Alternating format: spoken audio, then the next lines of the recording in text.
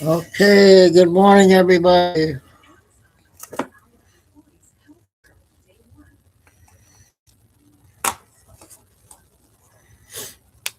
So, hope everybody read my post for today.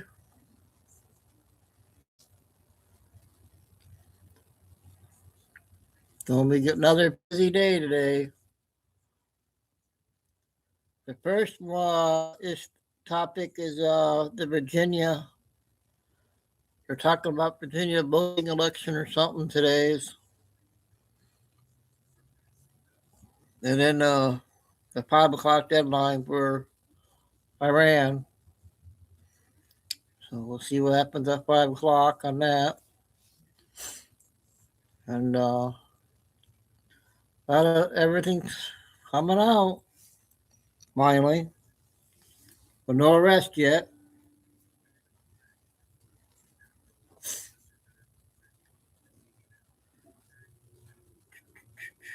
Morning Star Fire, yep.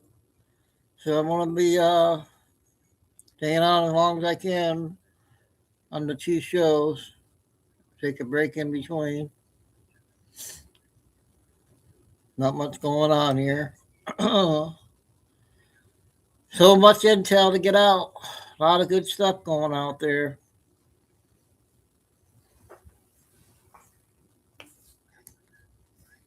We're gonna separate the Mel video 2 hours, so we'll do an hour now, an hour later.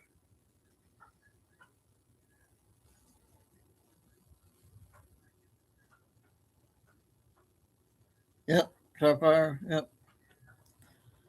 I guess Pine Eagle was telling me that I guess we must be getting close if everything's coming out.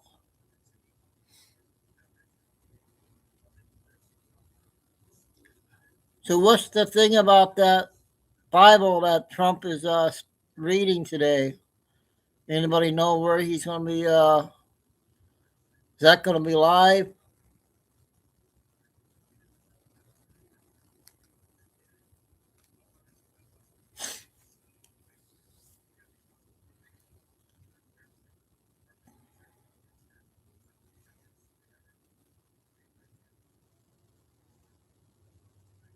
Yeah. So we just got to be at high alert. Anything going on, especially after Iran, the Iran news. Oh, okay. Thanks, Maria. So we'll. I don't know if you guys want me to air that.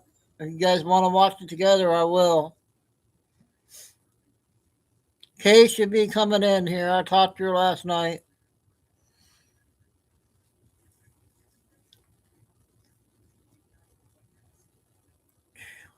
There's a lot of good stuff I found again, Maria.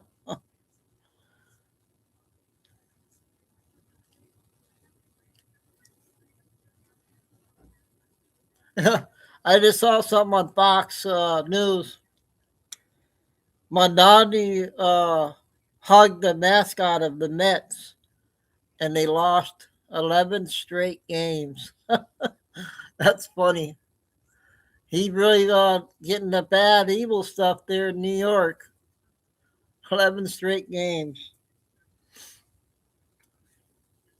They said New York was really bad, so they said something was supposed to happen there. Oh, Chico.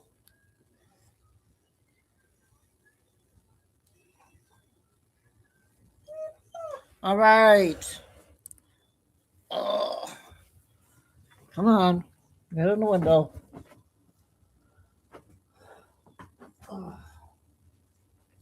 Behave up there. Sit down, please. Sit, Chico.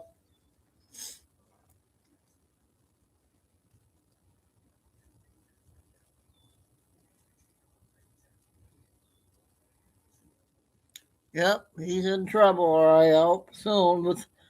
Then I got a clip last night. Trisha came out with Omar on her computer error that she was talking about.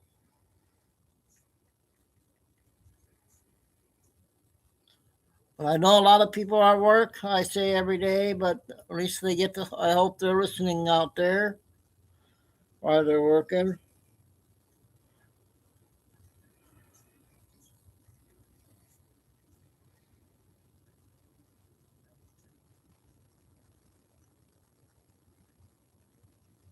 Billy Bean came out with a short one already with a 12-minute one. We'll get to that.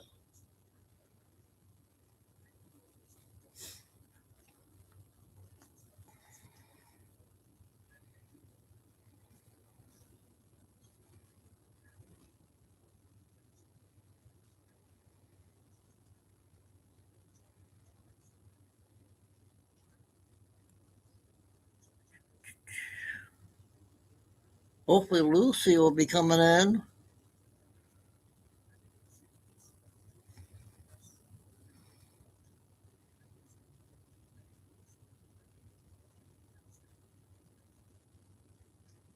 Family spans.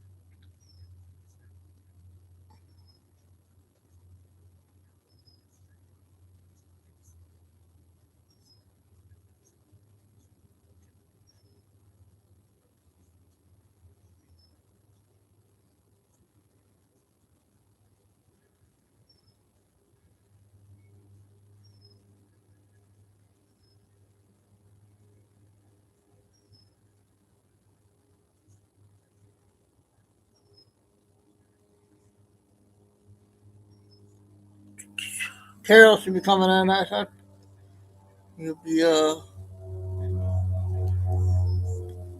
I'm gonna go ahead and get started because I got a lot to get out. I know a lot of people will be working.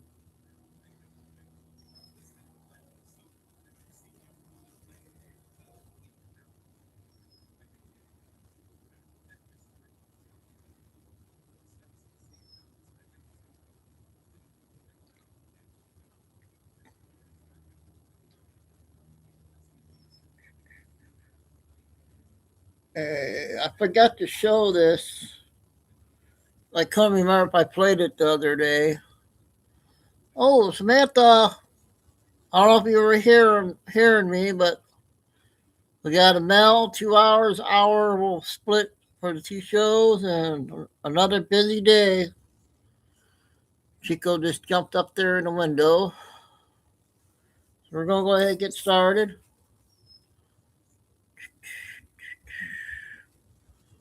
Thanks. Then we got the short clips first.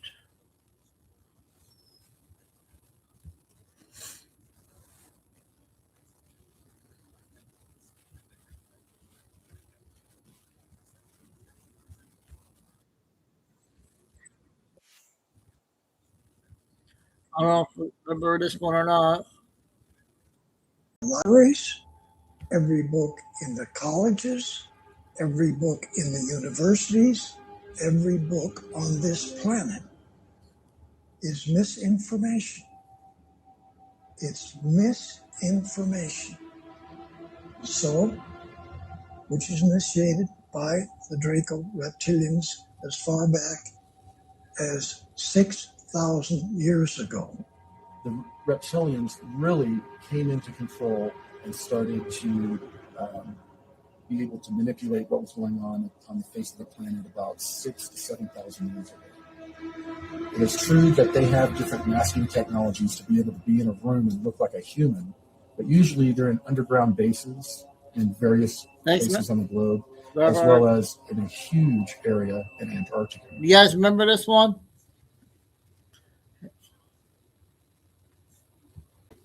So the next one's another one I wasn't sure of if we played it.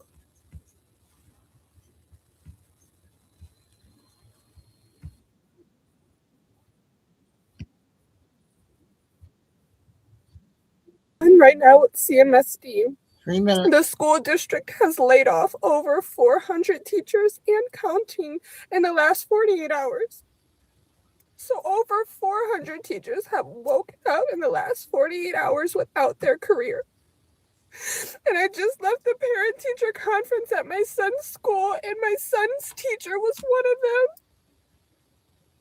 And it breaks my heart. It breaks my heart for her and her family and her life. And it breaks my heart to know that she was such a staple of my son's life for the past year.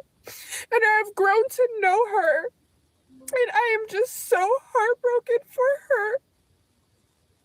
And I can't believe that they can just come in here and take these people's jobs away because we are lacking money. Yet there's still people in office that's making 6-7 figures a year.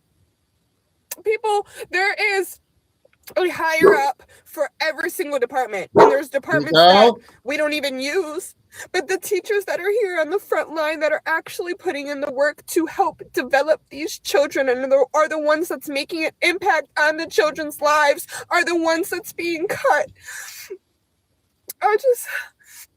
Yeah, what you're going to start seeing, and I predicted this on the Millionaire Morning Show, and I'm having a conversation with y'all again now, is that there's going to be significant changes. And I believe that it's coming directly from the fact that we've had so much fiscal mismanagement for so many years in all of these places. And this reckoning was supposed to actually come before the pandemic or during the pandemic. But instead, the federal government dispersed a bunch of money. They printed a bunch of money. That's why inflation was so high, because we were basically flush with COVID money. And so all of these cities, all of these school systems, all of these states, they basically didn't adjust for pre-pandemic spending, but they were already supposed to be solving for a lot of the fiscal crisis they had been experiencing throughout the years, because all of these school districts and all of these cities have been basically incurring a lot of debt. So now what's happening is that you can't justify the two. You can't justify, okay, well, I'm gonna keep paying you while at the same time we keep incurring more debt. I was having a conversation about what was happening in Chicago and how they were $734 million just on the schools themselves. That had nothing to do with the $1.6 billion that the city was projecting as a budget deficit. The schools were in a budget deficit, and you're going to start seeing more teachers get laid off and more alternative options for kids to go to school. Cleveland is such a money-hungry. Okay, another important one.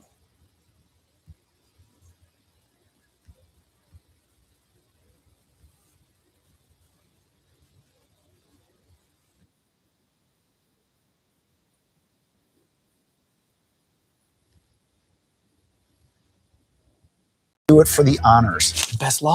Ilhan Omar's aides tell the Wall Street Journal the error in accounting, that's what they call it, just didn't jump off the page for her because, she's not really involved in her husband's businesses, her husband's many businesses. How would she know if they had $18,000 or $18 million? How could she possibly know? Now, a spokeswoman telling the Wall Street Journal, telling him this: the amended disclosure confirms that what we've said all along, the Congresswoman is not a millionaire. The Congresswoman amended her disclosures voluntarily as soon as the discrepancy was identified. That's quite a discrepancy they've got there. While a lawyer, she shouldn't be in charge of anything money-related as a member of Congress. Listen, she's representing a lawyer representing the Congresswoman says that the inaccurate filing was not intentional. It was entirely accidental.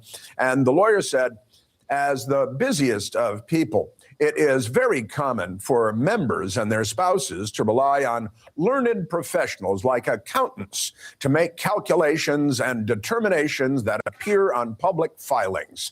While the error is, of course, unfortunate, there is nothing untoward and nothing illegal has occurred. That's what the lawyers say. Now, we're here with the squad. Let's jump right in. And I got to say, Mercy, what is it? It's $30 million or it's $18,000. Wow. I mean, what a discrepancy, right? That's a discrepancy. Look, you're seeing Representative Omar. She's blaming it on the accountant. She's like, it's the accountant's fault. They shouldn't have included these liabilities. Whatever the case may be, when these financial disclosures, as congressional members know, people are going to journalists are always going to look into it to see where there are these mistakes. It was a huge discrepancy that, again, raises the questions of where is all this money coming from? And it seems that it's the husband's business with the wineries and God only knows what else. And so she's really opened herself up now, Chris, into possible congressional investigation into what we can see in terms of going from the millions of dollars to the fact that this was now $18,000. It's just fishy. It's too fishy. So, Foldy, are you worth closer to $30 million or don't ask. or to $18,000? Where would you put the ballpark? Well, I'm wearing an $80 suit from India, so I think that answers your question. A really good $80. Thank you. I did, and it was $11 right. Still. So sadly, I am closer to $18,000. And look, I think there are quality leering centers everywhere if you want to look for them, and that's basically what this entire segment is about. All of this weird Democrat math. There's boy math, there's girl math, there's Democrat math. That's what's going on here. And one of the things that's interesting is that Ilhan Omar's team was saying, see, we've told you all along she's not a millionaire, but they submitted documents showing that she was a millionaire, and that was her stated income for months and months and months on end. But you can see how hollow all of this is, because over in California, where there's the ongoing fallout from Eric Swalwell, Tom Steyer, the billionaire who made, as you noted, all of his money from coal, is running as a climate terrorist. Bernie Sanders' organization, Our Revolution, very communist, went from talking about how billionaires are a policy failure to endorsing Tom Steyer. So Ilhan Omar, even now, if she could be a billionaire, the Bernie people, they would be completely fine with her. Can I just point out the math? Like, ignore the Democrat, made up quality leering center math. In the updated filings, so they concede that Ilhan Omar's husband, this is her fourth marriage. Recall, she's been married more times than marriage? Yeah. How many brothers Did she marry the brother? It was Only brother. It was real husband, brother, real husband. Now this guy, Tim Minette. Yeah, been married more times than Donald Trump, right? Okay, so the husband Donald Trump did not marry no, he ddid not. So the husband owns 1/3 of this VC firm that was valued at $8 million. 1/3 of this winery valued at $1.5 million. They have also her congressional salary. So if you're talking just about assets in these businesses, it should be over $3 million. But that's not what she says. And also, let's not forget, this marriage kicked off with Ilhan Omar's campaign giving her husband's political consulting firm $3 million, or over 60% of everything it made in one campaign cycle. Wow. This whole marriage is just a money laundering front. I think the marriage to the brother might have been more real. For Minnesota.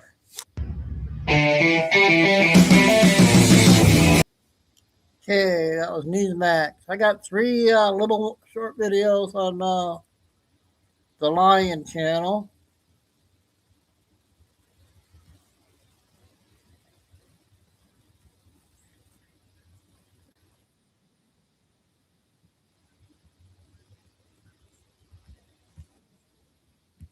He wants you to suffer, but because he is building you. Every challenge, every tear, every lonely night, is shaping you into who you were created to be. When it feels like the world is against you, remember this: he is always with you. The confusion you feel, the battles you face, the people who walk away, these are not signs of failure. They are proof that you are rising beyond where they can follow. He is removing what cannot go, where he is taking you. You were never meant to blend in. You were chosen to stand apart. The greatest pain carries the greatest purpose. The hardest test prepares the strongest testimony. So stand firm, even when it hurts. Because what he is building in you is greater than anything you could ever imagine. God will test you. So how was that one? I don't remember playing that one. I think there was only one.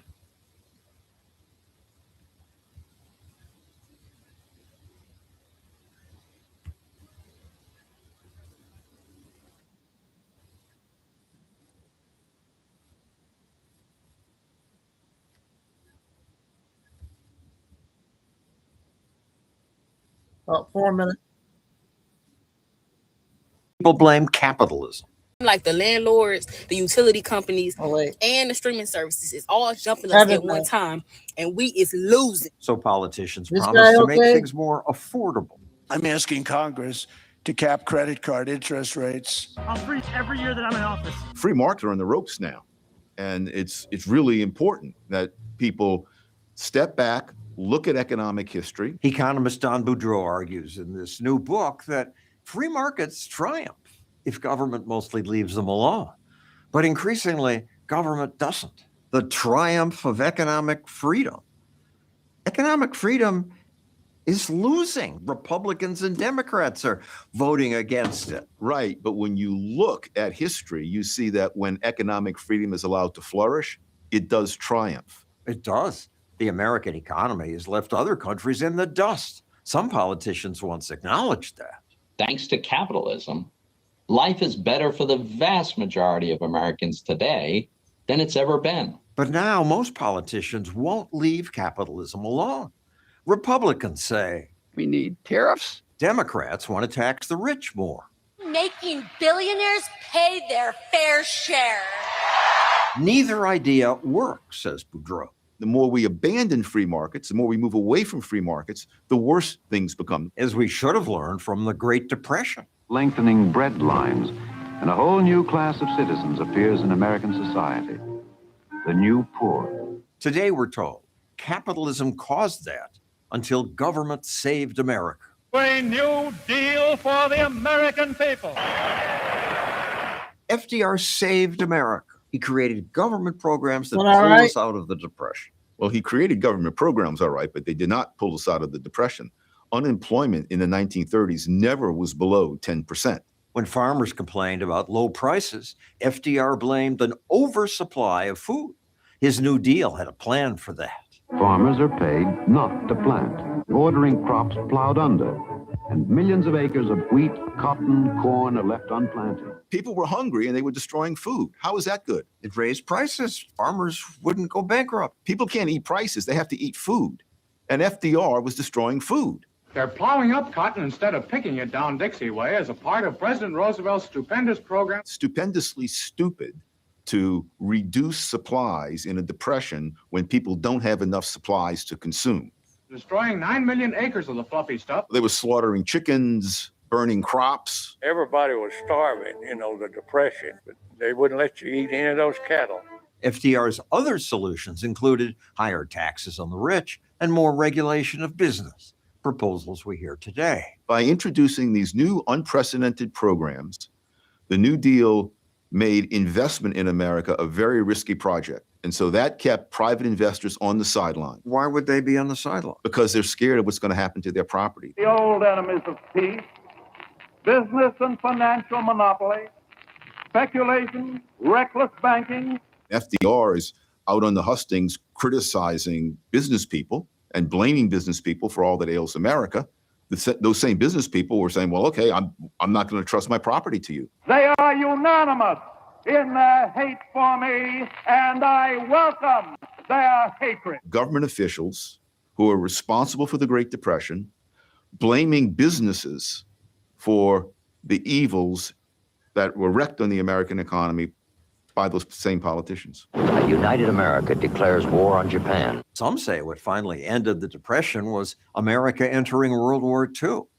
That's a myth too, says Boudreau. Unemployment fell, but that's not hard to do when you conscript 2.5 million men into the military.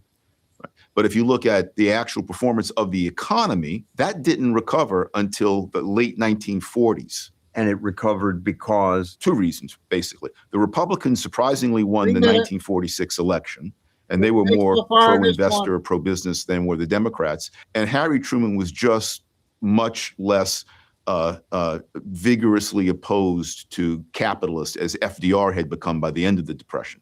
And so investors were finally confident to come back into the playing field. 70 years later, politicians created the Great Recession by subsidizing mortgages. Help people realize the dream of owning their own home. We want more people owning their own home. Owning a home is good. If you can afford it. But what the government did was impose policies that made homeownership seem affordable to people who couldn't afford it and compel banks to back those mortgages. But these were mortgages being pushed on people who really couldn't afford them. And so when things went down, when things went south, you had this huge calamity in the financial system. Falling home prices and rising unemployment. Politicians blame the new crisis on an unregulated free market. The absence of a working regulatory regime over many parts of the financial system. It's one of the great fallacies that deregulation led to the Great Recession. There was very little deregulation. Another similarity between the two downturns was how presidents talked about business. Corporations aren't people. Economic royalists. It's no coincidence that one reason the Great Recession lasted as long as it did is because Barack Obama was likewise saying hostile things about markets and about business people. If you got a business, that you didn't build that. Those negative words from the White House kept investors on the sidelines, kept unemployment higher than it would otherwise have been. It wasn't just talk. There were policies to match. We expanded unemployment benefits, a measure that's already made a difference in the lives of 12 million Americans. Yeah, well, it did. It kept them unemployed for a lot longer. Because of all these programs? Yeah, because people were being paid not to work. So have people learned from history? No. Today, people again claim capitalism is the problem. You can't complain about these prices being high and then say that you're a free market capitalist. It's really just the effect of corporate capitalism. They don't know what they're talking about. They should read my and Phil Graham's book because we explain that free markets in the past have worked pretty well and that the government solutions to whatever problems existed actually made things worse. Free markets do work if politicians will just let them. If we don't learn from history, we're bound to make the same. So that was a new channel I found.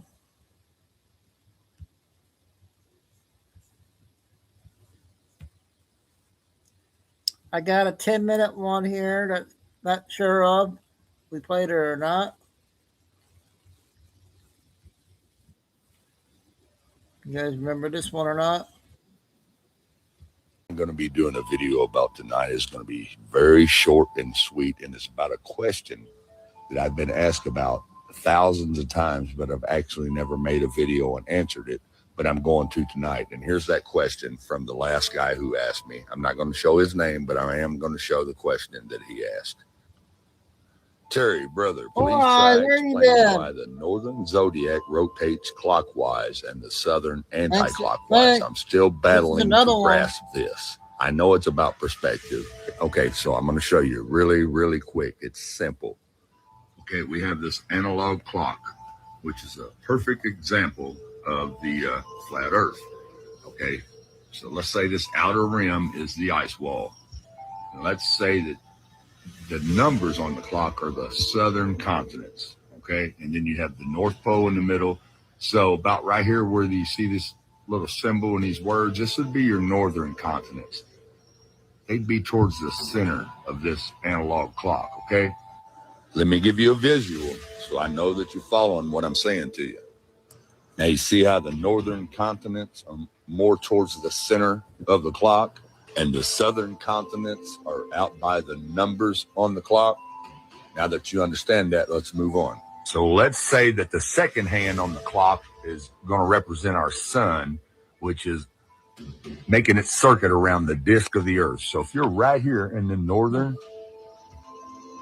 part of the disk, what you call the northern hemisphere on the ball, the sun is always moving from left to right when you're in the center of this clock. Okay, when you're in the center of the earth, the North Pole and the northern continents, this is what you're going to see. You're going to see that sun move from left to right during the day. Okay, now watch what happens when we move out here to the southern continents. It moves from right to left. Now, let me show you that again. If you're in the north, you see the sun move from left to right. No matter where you are, if you're in the north, okay, you're going to see it move from left to right. no matter where you are in the center of this clock, or the northern continents that you call them. Okay, but watch when we come to the outer part of the clock, which would be the southern continents. The sun moves from right to left because you're looking at it from the opposite side of the flat disk. Okay? No matter where you are in the southern continents, it's always going to move from right to left. If you're over here on this southern continent, where's it moving? From right to left. Just like I showed you with the north when you're in the center. When you're in the center, it's moving from left to right, basically backwards. Just like you see in real life with your own eyes. If you're in the north, you see the sun move from the left side of your vision to the right side. Always, if you're in the north, it goes from left to right. But when you're in the south, the sun moves from right to left. It's all due to perspective. You're just on the opposite side of it. So if you're looking at it from the north, it's going to go left to right. If you're looking at it from the south, it's going to go from right to left. It's really, really simple. So instead of making you go look for the old video I did about the moon being upside down in the south from the north, and the belt of Orion being upside down, the stars being upside down from the south and the north, I'm just going to add the video to this one. Good evening, everyone. I've been getting a couple questions here lately about the northern hemisphere sky and the southern hemisphere sky. And a couple of those questions are this. If the earth is flat, then when you look at the moon in the northern hemisphere, why is it upside down when you look at the moon from the southern hemisphere? And I think the other question was the belt of Orion, that when you look at the belt of Orion from the northern hemisphere, why is it upside down when you look at it from the southern hemisphere? And they seem to think that that's only possible on a sphere. So what I'm going to be demonstrating to you tonight is how that is possible on a flat earth. Here I have did a rough drawing of the belt of Orion, and on each side of the paper I've wrote north on one side and I've wrote south on the other side. Okay, now on another piece of paper I have done the same thing with the moon. As you can see here, I've written the north on one side of the moon, and I've written south on the other side of it. Now, we're going to use the center of the kitchen floor of the cabin here. Now, as you can see, it's not a sphere, it's a flat tile floor, and it's going to represent our flat earth. Over here, this chair is the northern hemisphere. Over here, this chair is the southern hemisphere. Okay, now up here at this light on the ceiling, I have put the belt of Orion. As you can see, the north facing one chair and the south facing the other chair. Okay, now let's go over here and sit in the chair on the north while my daughter sits in the chair on the south. Okay, now let's look up at the sky and let's zoom in on the belt of Orion. Now, this is what the belt of Orion would look like from the so-called northern hemisphere. All right, now let's pan back out. Now we're going to switch places with my daughter and go over here and see what she sees from the southern hemisphere. Let me get zoomed in here. And there you have it. Now the belt of Orion is upside down. And all I did was walk from one side of the flat floor to the other side of the flat floor. And just so you know, I'm not doing any camera tricks here. Let me get up and go back and forth to show you. There's one side, the south side I was sitting on. All right. Now, let's go over here to the north side. And as you can see, the belt of Orion is totally upside down from one side to the other. And all you're simply doing is going from one side of the room to the other. Now let's do the same thing with the moon. Put my daughter back over here, and here's the northern chair and the southern chair. And up here, I have put the moon. As you can see, the north is facing one chair, and the south is facing the other chair. Okay, now I'm going to go back over here and set in the northern chair. Now let's get zoomed in up here. Okay, now let's say we're looking at the face in the moon from North America. Take a good look at it. Now let's pan back out. I'm going to get up, walk over here and switch places with my daughter in Australia. Now let's zoom in and see what we see. Imagine that. Now the face in the moon is upside down from what it looked like from the northern side of the room. Now let me get up and show you that, just like I did the Belt of Orion, so you know it's not camera tricks. Like I said, here's the face of the moon from North America, and when we go to South America, it's upside down. It's really, really simple. And as you can see, as I just proved, you do not have to have a sphere to see it in the opposite direction. Now, if there's some Globers that still don't understand that, then I'm going to break it down really simple for you. Even a baby would understand this. The sky is no different than the ground. Up is no different from down. When I look at this Quaker oat can, I see the face looking at me straight forward. Okay? And I'm on a flat floor. Now, watch what happens when I walk around to the other side of this Quaker oat can.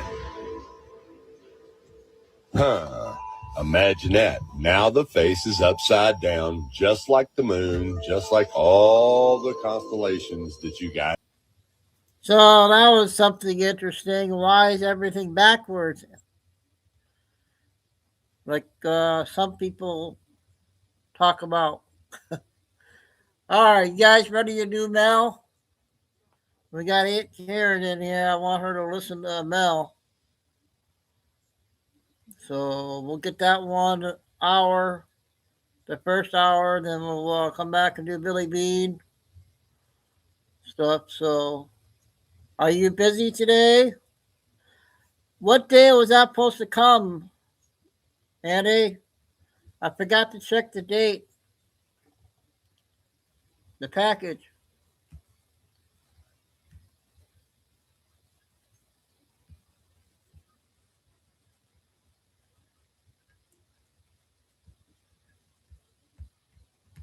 Oh, before I start, what did the morning show say?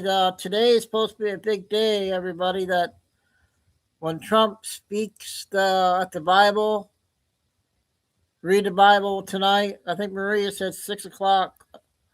So I don't know how many wants me to start the show at 6 and, do the whole thing on the intel and listen to him.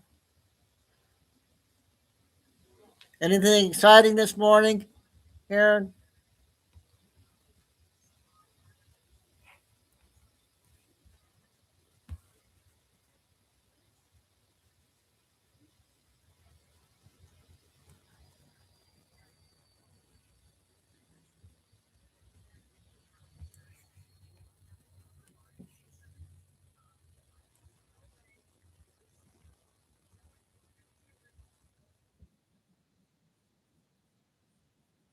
To be here, Cupkey. Yeah, that's a pretty cool name, but you have your camera on, sweetheart. Sorry. But ladies and gentlemen, it is a beautiful, beautiful day here in central New South Wales in Australia. And boy, do we have a lot to talk about, because as we just said in the pre-chat show, that there has been so much going on. It's crazy good. And of course, this is Mayhem Mel. So she loves it when it gets crazy. So this is a Q&A designed for all of you to come on and get a different perspective, and understand too that sometimes you're not going to get the answers that you always would like to get, because it is a different perspective. And as I always say, to remind everyone to have an open heart and a very open mind as we progress and we scroll up into different densities. Boy, did we have a fantastic show with Gene Decode, some very interesting insights into where his precedence is as well. So you got to take everything, as I said, whatever resonates with you, you take away. If not, just put it on the shelf and just leave it there until such time as things may resonate with you a little bit later. There's so much emotion going on. I know that for certain, with the amount of 600 and 700 messages that I missed over the last 2 or 3 days. But understand too that whilst I'm travelling, it's very difficult for internet services in remote areas here in Australia. I'm looking forward to having the day where we have that free Starlink and strong in all areas and corners of the globe, because, it gets frustrating for me not to be able to connect with all of you. So as I said in the pre-show, we are expecting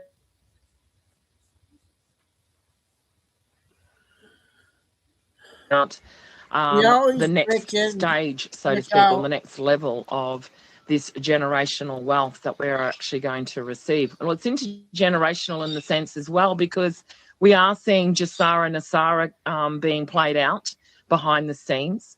I don't think it's going to be that announcement called Jassara Nasara. But Nasara, of course, was started at the Farmers Act, hence why I'm out here in nature today to remind myself and to remind everyone that this was the Farmers Act that initiated, of course, things such as the Jubilee and the reset, as we know it today, the global currency reset. Currency can be utilised in many different forms as well. It's not just the monetary, it's also spiritual. It is our mindset as well. So moving forward, before I open it up for Q&A, just reminding yourself as well that you have permission to change your mind. Because, ladies and gentlemen, it is all about your mindset as we move forward and progress, okay? So I just wanted to do that. Also, a little bit of housekeeping for me as well. Please understand that I do not have, this is the only chat room that I come into to speak in this chat room, okay? So if you are seeing me on any other platforms or channels, it is not me. Please do not donate to anything unless it is from my own channel. Not that I ask for donations very often at all. But what I'm saying is there is many scammers out there and they are hitting hard and fast. And I haven't seen anything come through on my end for about 2 weeks. So I hope people are safe with everything on their side. And but please be aware, this is the only chat room that I speak on. So with that being said, let's get into some speaking. This is all for you, ladies and gentlemen. This is your Q&A. So find the little hand up and we will unleash this baby, because I'm sure you have a lot of questions that you would like to ask as well. The beautiful Charlie R., how are you? Sherelle, how are you? Charlie, that's what it is. How are you, my darling? Are you speaking Charlie. to me now? Yes, darling. How are you? Hi, this is Charlie R. I heard another voice, so I wasn't sure. That's okay. Can you just mute yourself, please, darling? Thank you, sweetheart. You'll like her. Me? No? Me? No, not you. You. Oh, okay. No, Sorry. the other voice you can hear is someone else. That's all right. That's okay. Okay. So, Charlie, how are you, darling? Oh, I'm good. I'm good. Thank you for asking. How are you? I'm awesome. I'm in nature today, so I feel even better today. Better for it too. See. So it's good. I see and hear it. Awesome. So Mel, I cannot get this concept out of my brain ever since I saw this. With the stars on the flag, the additional stars that there are on the that there will be, or I know you guys have seen that, right? Yes. The 6 extra stars. Yes. So my thought process went, well, when would that happen? Because wouldn't that somehow affect the RV with, like, you know, some of these projected states or new states? I mean, that would be a huge undertaking, right? Absolutely, and changing any flag, any country's flag is a very big deal, a very big deal. We've seen over many years different flags alter and change as certain regimes come in. So I want you to think about the 6 stars not as states, but as republics, perhaps, and think about is it more or is it actually less, in a sense? Are those 6 stars representing those countries such as Canada and Australia and UK that now become temporarily? I don't know if it's just a temporary thing or is it going to actually go back to the Confederation or the Federation flag as well. We have the same thing here in Australia, where the Union Jack is looking like it's going to disappear, and we introduce the Indigenous flag of Australia in replace of the Union Jack, keeping the stars of course, the Southern Cross, as we call it, the land of the Southern Cross. So again, I don't think you should read too much. I wouldn't read too much into that, in the sense that, as I said, or is it also representing the 6 kingdoms, the 6 new kingdoms plus America? So there's many different ways you can look at that one, hey? Yeah, so you add 6, and that's really 7, which is 7 kingdoms. That's what I was going to say. Isn't there 7? Yeah, there is 7, but your 6 plus your 50, that 51 that are already there. So you take away the 50, and that's 1, plus your 6 new ones gives you the 7 stars, of course, of the kingdom. So okay, but see, now how would that affect currencies, though? You see what I mean? Like, yeah, absolutely. Would we have to revalue before all of that goes public, or I mean? It's a transition. No, it can be confusing only if you're overthinking it, because what happens is we still have a transition, and we will still be transitioning, I think, up until 2039 or 36, I think it is, maybe around there. Up until about 2030, between 2030 and 2040, there's still going to be a complete transition. Everyone is looking for answers for when the RV is going to happen. And here's my point on all of that. Don't get too hooked on that. Each country goes back to its original currency, and then we'll have a one world currency. Now, that sounds like New World Order to some, but it's not, because eventually we won't need currencies. We don't have currencies. So don't read too much into it, because, as I said, transition-wise, each country goes back to its original currency, and then as things progress, people need to adjust. Then eventually currency goes away, and the currency that I'm talking about for the one world currency, of course, is frequency. It's not actually a currency. So there you go. So that's about that unity of coming together as one. So all nations under God. Okay, so it's all kingdoms under God as well.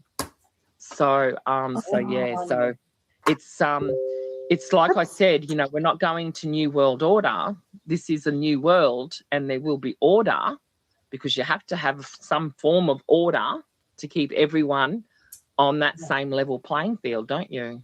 Mm-hmm. So if you have a level playing field, we all have to be on the same level. I might be the whole 2 hours, you guys. No one is higher or below. We are all on that same level. So that's so beautiful too. I love that concept. I don't know. Sometimes these things come out of me. I don't know what happens. Well, thank you, Mel. Yeah. I guess I should slow my roll. I'm way ahead of the thought process game. Here. Absolutely. Absolutely.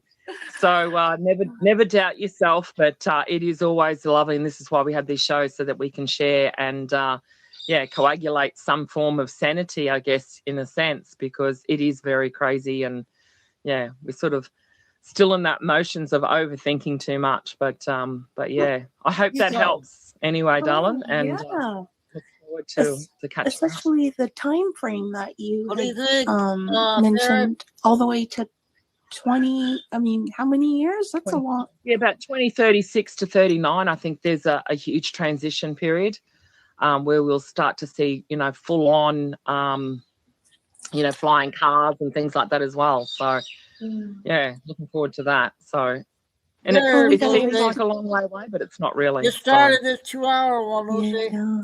Okay, Mel. So it Well, should be thank fun. you for helping My me with pleasure. that, because I don't know why I couldn't get that out of my head.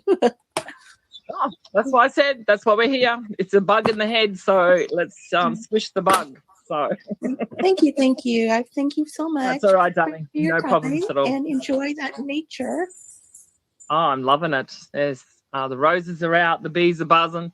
It is absolutely gorgeous. So yeah, looking forward to it. Okay. All right, darling. We'll talk to you soon. Bye for you now. New Earth, how are you, darling? There she is. I think New Earth was next, I think. Hi, Mel. I hear all the birds. Lovely. I know. Oh, the kookaburras were going crazy this morning. It was magnificent. Here we go. We just had a heap of ducks going by as well. So yeah, it's Okay. yeah, it's absolutely beautiful. So yeah. So what's your question, honey? I was going to ask you. We hear about the Zimbabwe from you, but I wanted to hear about the pango a little bit, if you know about that. The Hungarian pango you're talking Yes. about, the 1936 and 42? Yes. Oh, okay. So very, very good question, because I've often been keeping a very close eye on Hungary. And if those who follow some of the news, especially from my beautiful admin who posts so many amazing articles regarding Hungary, Hungary plays a very strong role in the European side of things in the sector. And of course, in 1936 and 42, I think it was, they also released a very similar thing, but it was called the Hungarian pango. And these were, of course, very similar to those in the sense that they are classed as a bond. So the story basically goes, as you said, we often focus so much on the Zimbabwe bonds and the agro checks and things like that as well. And every country, including Hungary, had these things called the pango. And they're actually certified as a bond. So they basically go through a very similar procedure to what the Zimbabwe bond is going to go through as well. And the logic tells me that it will still go as a bond, and that reparations will be paid over, perhaps in 3 years, 5 years, 10 years, 15 years, and I think 25 years. Wow. And I think I know. So what happens there is that however it's structured, now the Hungarian Prime Minister has been working very quietly behind the scenes with President DJT. And as I said, we should actually, I might do a voice call and give people some further information regarding Hungary, because I haven't looked at it for about 2 weeks. But as I said, Hungary plays a very important role. So we talk about the whole system of white hats and what have you, and we have many other countries that aren't involved in that theatre that we see every day, like Iran, Israel, and things like that as well. And these are the countries that are actually implementing such things as this quantum system that we're talking about. And the Hungarian Prime Minister, and I often say, who's really behind the scenes or behind Q, so to speak, if you wanted to think of it that way. And believe you me, when you really follow Hungarian Prime Minister and what they're doing in Hungary, I'm pretty sure they are doing a lot more behind the scenes than what people actually fully understand. And it's always those quiet ones behind the scenes that are actually doing all the work. It was interesting, actually, New Earth, that I saw someone asking me about the Clarity Act. And the only bit of clarity act that they could find was in Canada. That's interesting. We need that.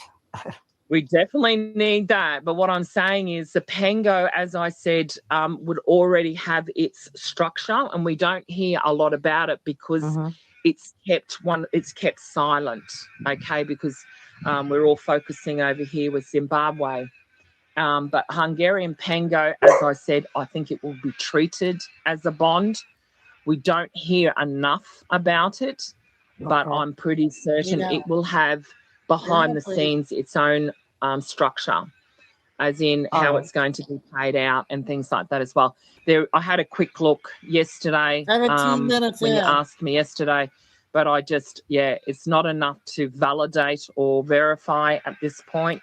But I know it's going to be good. It has been spoken about in the background for quite some time.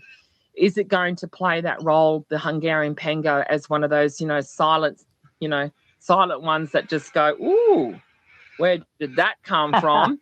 The one that comes up behind it might feel like a bit of a turtle, but it's sort of like it wins the race. So I don't know if they're actually still available, actually. I'm not really They're sure. expensive.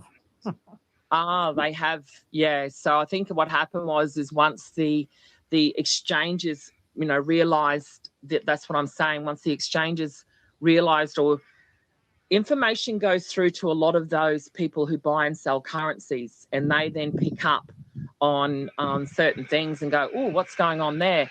And I think that's what did happen, because when I bought mine many years ago, it was affordable, but I think people have now realised the value of them per se, and so definitely one to consider if it's affordable for you, yes, but if not, believe you me, there is plenty of other ways of affordability in that sense as well. But I think it's going to do extremely well, and I believe it is going to be run in a certain structure, that as well as the Zimbabwe bond. So we'll see. We'll definitely keep an eye on it. But sorry I couldn't give you any more on that one. No, but that's okay. the quite assassin. But Hungary, you need to keep a close eye on the news coming out of Hungary, because I think they're doing a lot more in the background than what we think, because as I said, they put all this theatre up over here, and yet all these other countries are doing little bits and pieces, including Canada as well. So I must catch up with my Canadian girl who does the Canadian news for me. She brings out some really good stuff from Canada. So thank you. Those ducks are really loud. Oh, they are. It's, and I thought I was loud. Thank you for that. But it's, I think they're doing that with the frequency that we have. So when you have a high frequency, they're coming back at us as well. So so enjoy this today, ladies and gentlemen. If it does get too loud, we'll go inside. But lovely to chat to you, New Earth. It was really, really good to say hello. So no worries. Take care of yourself, and for sure. We'll catch up soon. Okay. So, thank you. Who else have we got? Beautiful. Thanks, darling. So, all right. Hi, Mel. Who else? Hey, Tribal Mel. Power. How are you? Yes. Anyway, I'm sorry, I don't know how to put my hand up on this channel, but I thought I'll wait till someone finishes. So, how are you today? Let me just interrupt here. This channel, there is no hand up. You have to unmute your mic, and it'll take you Just up to the unmute the top. mic. There you go. All right. My bad. Okay. It's Great my to bad. see you again, Mel. I Lovely to have see you. something else on the med beds that I'd like to run by you. I listened to a TikTok episode this morning from The Crown and the Kingdom, the guy who runs that. And I've written it down so there's no misunderstanding, because I think when we had a conversation about med beds last time, it went on another channel and they sort of misconstrued what you said, of course. Oh, as they do. Said. So anyhow, it's only quick. But what he says, the stars are actually spaceships. We are not getting into a med bed. All of this will happen simultaneously. There's millions of them up there, and they are going to flash a light and everything will go bright. There are ships stationed above us. The solar flash is going to be then activating their frequency all at once to heal the planet instantaneously. The ones who are able to move into that frequency are going to be dropping, hence all of the coffins in Georgia. It is what it is, but most likely they are. Shoot. Dang it, what happened? Ah. I was going to pause it for a minute there. What do you guys think of what she just said?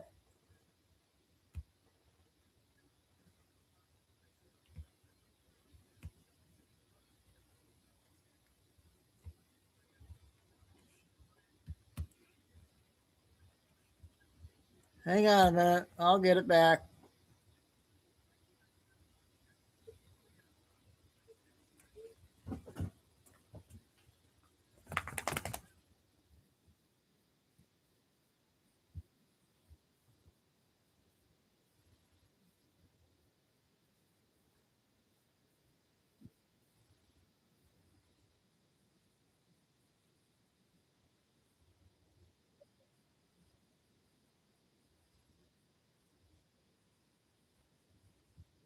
Yeah, I think I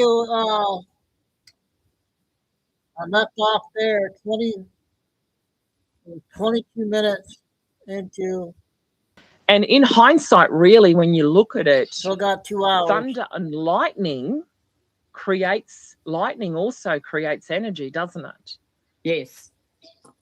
You know, so, and that's why they say being struck by lightning. The storm is upon us. Yes. Do you see where I'm going with that? Yes, I do. So, and the stars there's been, if you haven't, again, it must be why I'm outside today, to remind myself and everybody that take some time out in the next few nights and have a look up into the skies, because where I was before I started this last 3 or 4 day tour, we used to look up at the skies and there was a lot of stars, but we know that they are ships. I agree with that. Yep. I truly do. And I'm talking there's hundreds. So take the time out, ladies and gentlemen, to look to the skies. It actually, something else just occurred to me, Tribal Power, about the fact that this is a sky event.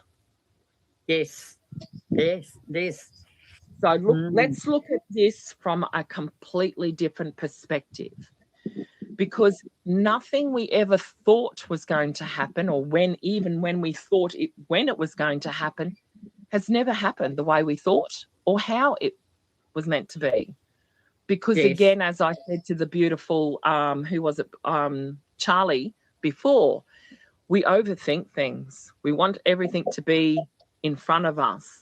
Certain things are in front of us, but this has to be a sky event, the stars, the energy weapons, you don't have to call them weapons, but like I said, you know, energy healing, you know.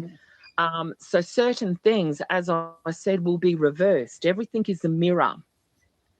And if we look at this as the movie being the illusion is that, oh, that can't be possible. Oh, anything is possible in this world. And as I said, there's a lot of things, Tribal Power, about how powerful a lot of that you said from that particular video, as I said, to substantiate what we know or what we think we know. I think certain things have to happen first, but it's definitely a possibility. And are they already starting that? We're seeing many stars or shooting stars through the sky. They are energies and frequencies. Is that is that helping all these people? Because we are seeing it. We are seeing many people ascending, or, you know, changing their mindset to different things. So there is a lot of validity to that. Hi, Fee, can you just put yourself on mute, darling, for a second? Fee, yeah, thanks, honey. So, you know, like I said, there's a lot of validity to that. And I think, you know, just use your discernment. Whatever resonates. If not, like I said, it is a sky event coming. So Yeah, I'm not ruling it out at all. So, no, well done, girlfriends, and taking those notes as well. Appreciate you muchly, and I'm sure it will all be revealed. Is it going to be the 3-day event too, Tribal Power? Yes, that's right. The Bay of Pigs, so to speak. Yes, that's right. On which calendar, though? Let's just get this done, yeah? Yeah, exactly. Let's get this done. So, Yes. so looking forward to that as well. So, but yeah, anyway, it's all very cool. Very Right. cool. Well, Yeah. thank you very much, so Tribal much, Mel. Power. Thank you for Appreciate that. you. Thank My you. pleasure. Appreciate you too. Bye for now. Excellent. Sophie, you wanted to ask a question, darling? She sounded like she was on the road. Chicken Whittles, did you want to say hello? I think you had unmuted before as well, I think. Hello? Hello. Yes, Chick and Whittles. How are you? Chicken Vittles. Well, hey, there you Mel. go. I've got glare. I can't read the words. That's my excuse today.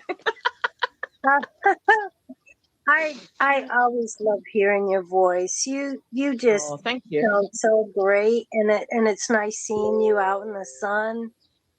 You look excellent. You look great.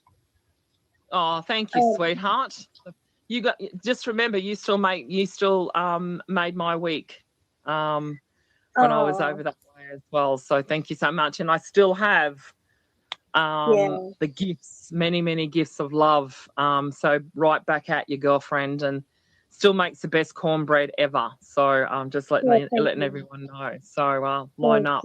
We should have a shop for you, I think, and sell that recipe and give that recipe away. Well, hey, I've got a couple of things here.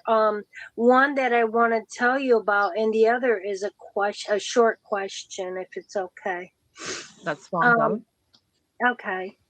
I just love hearing you. You just so make my day. You are like sunshine to me. I love it because you're so peppy.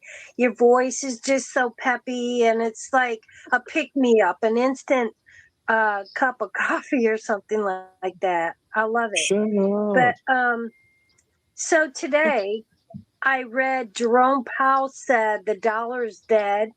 QFS gold bills are the new currency. So the QFS is the only system that will be used for global transaction. Legacy banks are being phased out, and ATMs are being replaced with QFS distribution machines. The QFS gold bill is backed by 1 ounce of 24 karat gold, and XRP is ensuring your assets will hold real value when the old system collapses. Every QFS bill is worth $5,000 and will increase as gold rises. So, with that said, I thought I understood that when you do take your money in to exchange it, you will be getting or be allowed to walk out with the new USTN, which is United States Treasury notes. But would it be QFS gold bills as Jerome Powell is speaking about, or what? Again, it's one of those things in the digital world. You won't physically be walking out with them, but you'll be walking out with them in a digital sense. Yeah. I do believe so. And as I said, again, everything is not what we think it was going to be. So expect, there's always been these whispers that you're going to go to redemption and they're going to give you $5,000 cash. Well, I don't want fiat, do we? We don't want the fiat one. We do want the new treasury note. Right. I think what you could do if you wanted to get the new cash notes, then you could arrange that to be picked up, probably not so much at the redemption, but you could certainly make that arrangement to be collected at another time. But look, like I said, I'm not going to get into any kind of specifics until such time as they put out the specific instructions or whatever they are going to be, because otherwise we're just going back to what we've been doing, and that's surmising. And people create these posts to create interest as well.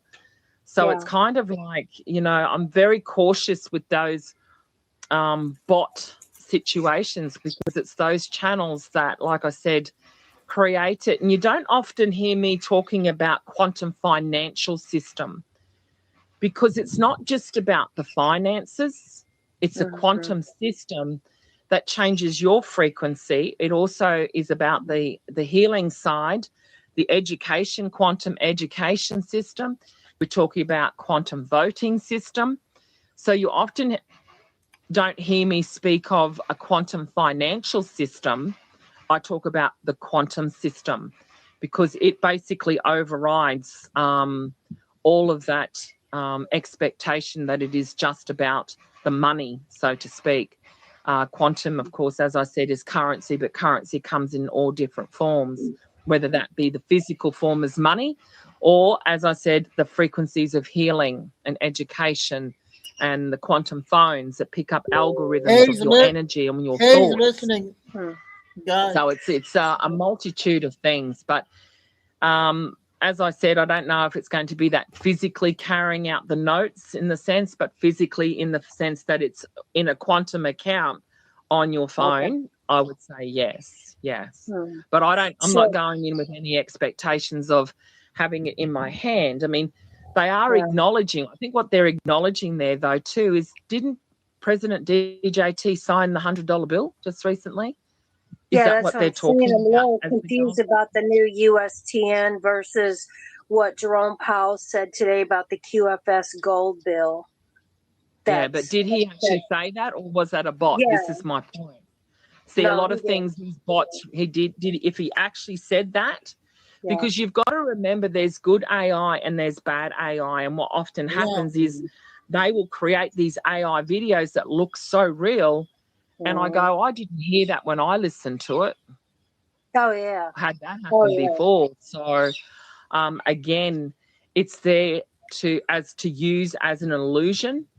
And I think that's what's been happening quite often. And I'm putting my hand up for myself here.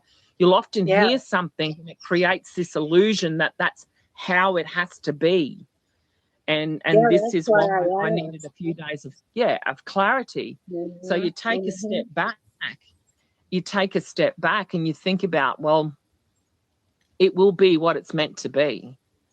Yeah, Because I had God to share has this with you because of that. Yeah. Like, I didn't know.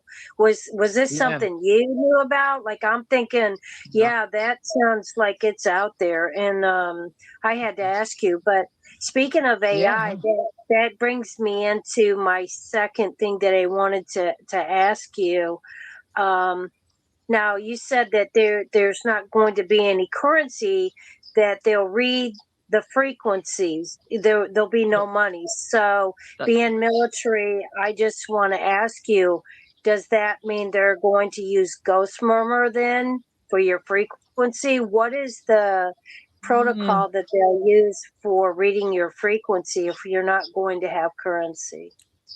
Well, I'm pretty sure I have to go back and have a look. There's many different technologies, and I think that would be one of the hidden technologies that we're probably not aware of, and they redid that technology into a modern form, so to speak. But again, it's we have two brains. We have a brain in our gut and a brain in our head. And once you connect with someone or something, I think that's the frequency that they're talking about. So again, I'm not going to speculate on and anything like that, but like I said, they've got this under control. I mean, I'm not going to.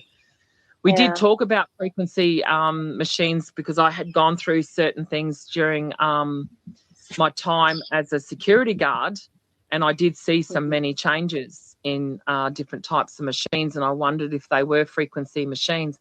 I'm pretty sure girlfriend of mine in Western Australia and we talked about those types of machines, and as I said, I don't think it's to be concerned about, because people then go on to the fear factor of, oh, my frequency isn't high enough, or I'm very nervous. Is that going to change my frequency? And I've avoided all those kind of things because people overreact and over-respond.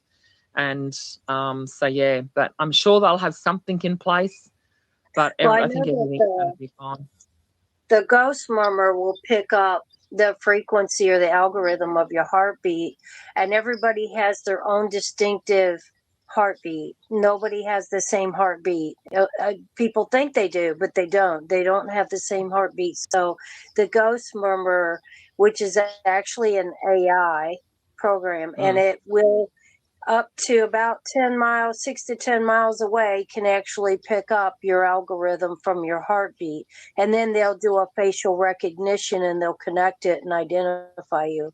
So I was There you thinking, go. when you said read the frequency, I thought, I wonder if they're going to use the ghost murmur for, For that. Yeah. for implementing that way of doing things. So I don't know, but Wonderful.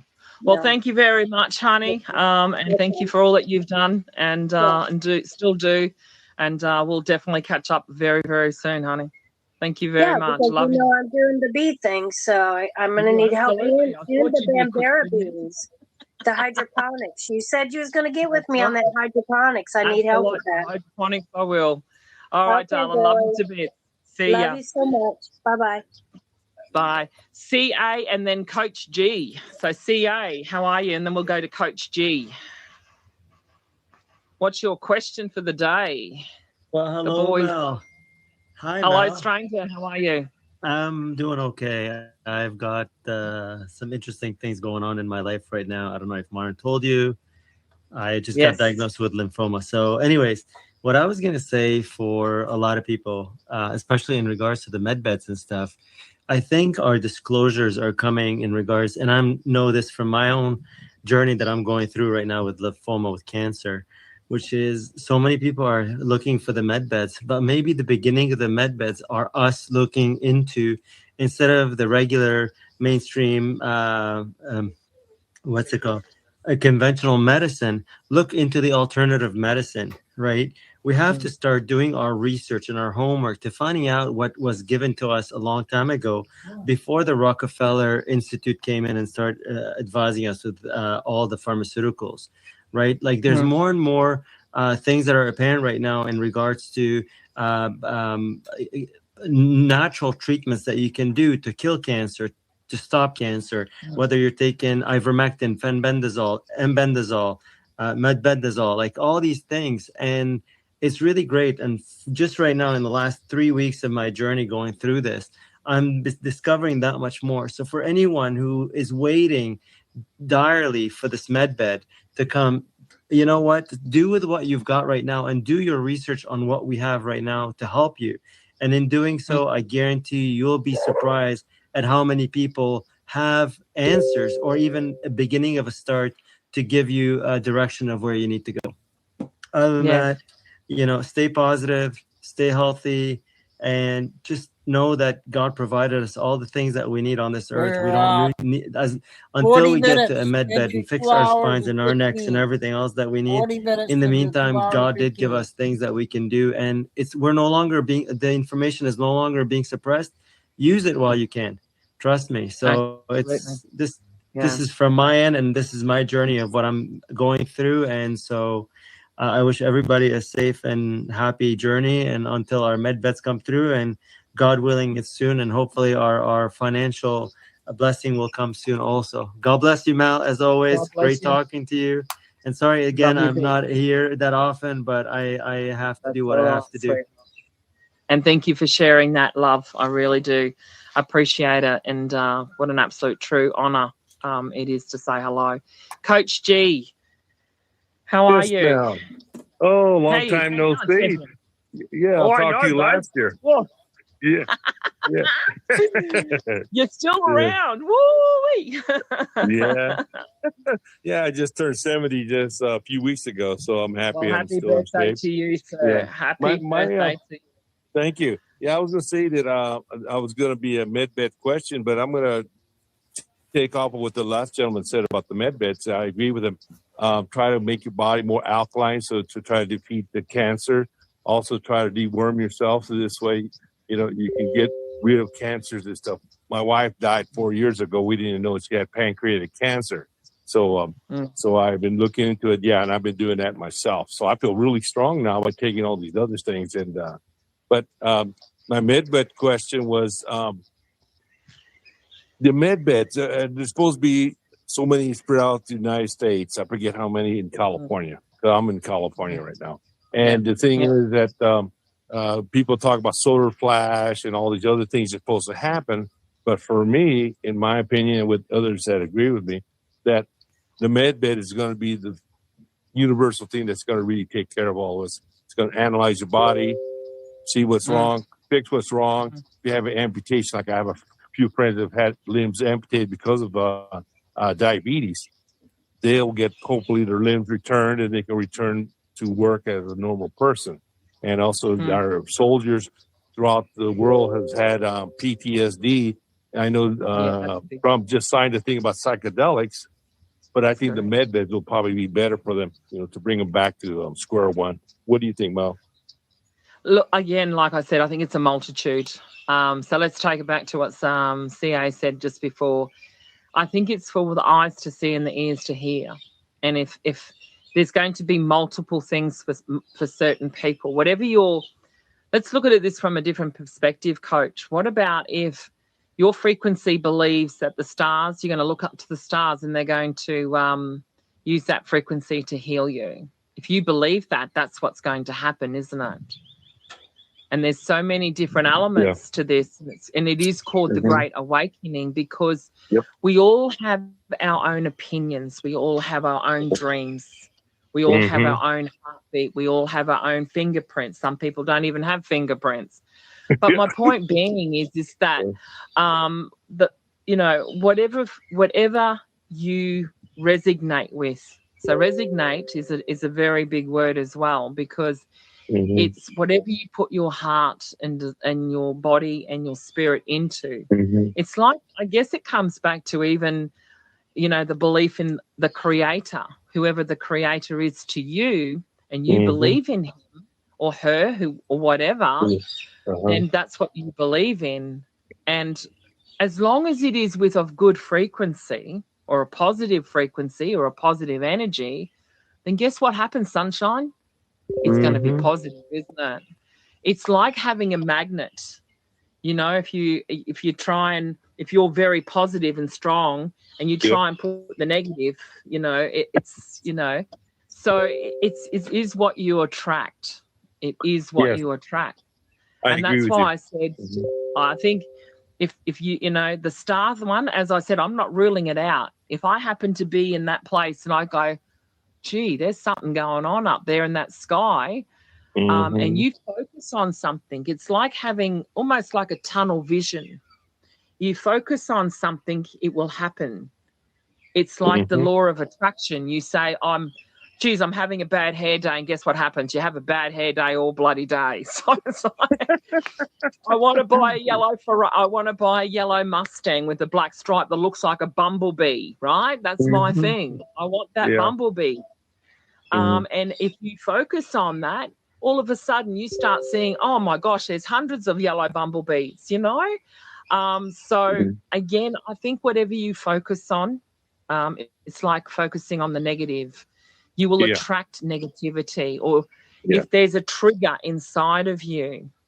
And it is very important to make sure that we work with what we've got and what we can heal with. So if you have a trigger or something upsets you, then focus on that trigger. Don't blame it on the politicians. Don't blame it on so-and-so. Don't blame it on Trump. Don't blame it on anyone. It's your trigger. It's your trigger. And I think the same with the med beds. People want validity. Well, the best I can come up with is, as I said, I'm speaking and seeing videos now of people going through, that of a transitional thing. And this, they're changing frequencies inside these MRIs, and Tourette's is stopping. They put them up to the machine, the frequency changes, and the Tourette's goes. They take them away from the frequency, and they start shaking again. So there has to be something to that. There has to be something to that. It's not a coinky-dinky. But again, it's mind, body, and spirit, isn't it? And it's like how we choose to heal ourselves. And I think it's up to that soulless person, the soul person, to be able to say to themselves, are they open-minded and open-hearted enough to go, I'm going to give that a go. I believe that's going to heal me.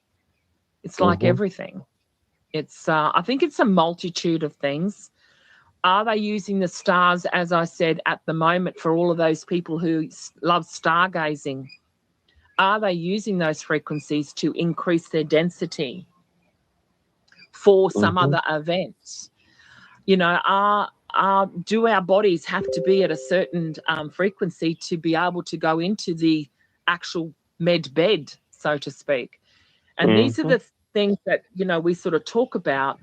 I don't think there's any defining the med beds are coming and they're going to heal you. That frustrates me because, as I said, you know, people have to want to live. People have to want to be healed. And it's very difficult when you are in a lot of pain or you're suffering from mental illness. It is very, very difficult to pull yourself out of that. You know, but the only person that can do that is you and your creator. And they have to be able to do that. And only you can do that yourself. No one else. You and God, you and your creator are the only ones that can do that. And that's the tough. Yeah, your inner strength is what dictates who you are, because there's a lot of good kids that come out from bad parents, and good kids have come out of bad kids have come out from good parents. And I think it's the inner strength, and I do really believe in that. It's your personality. If you're negative all the time, even though you got a cookie, you're negative about it's not big enough. Well, then that's on you. And where I was happy if I just got a crumb of a cake, I was like, oh yeah, you know, I was happy in heck, you know. So, like I agree with you, Mel. Your perspective makes a lot to do with it. You know what I'm saying? Oh, thank you very, very much, sir. And it is absolutely lovely to see and hear you again. Yeah, we must catch up for sure. So, take care, Mel. Very cool. Absolutely. You too, sir. Snuffles, how are you?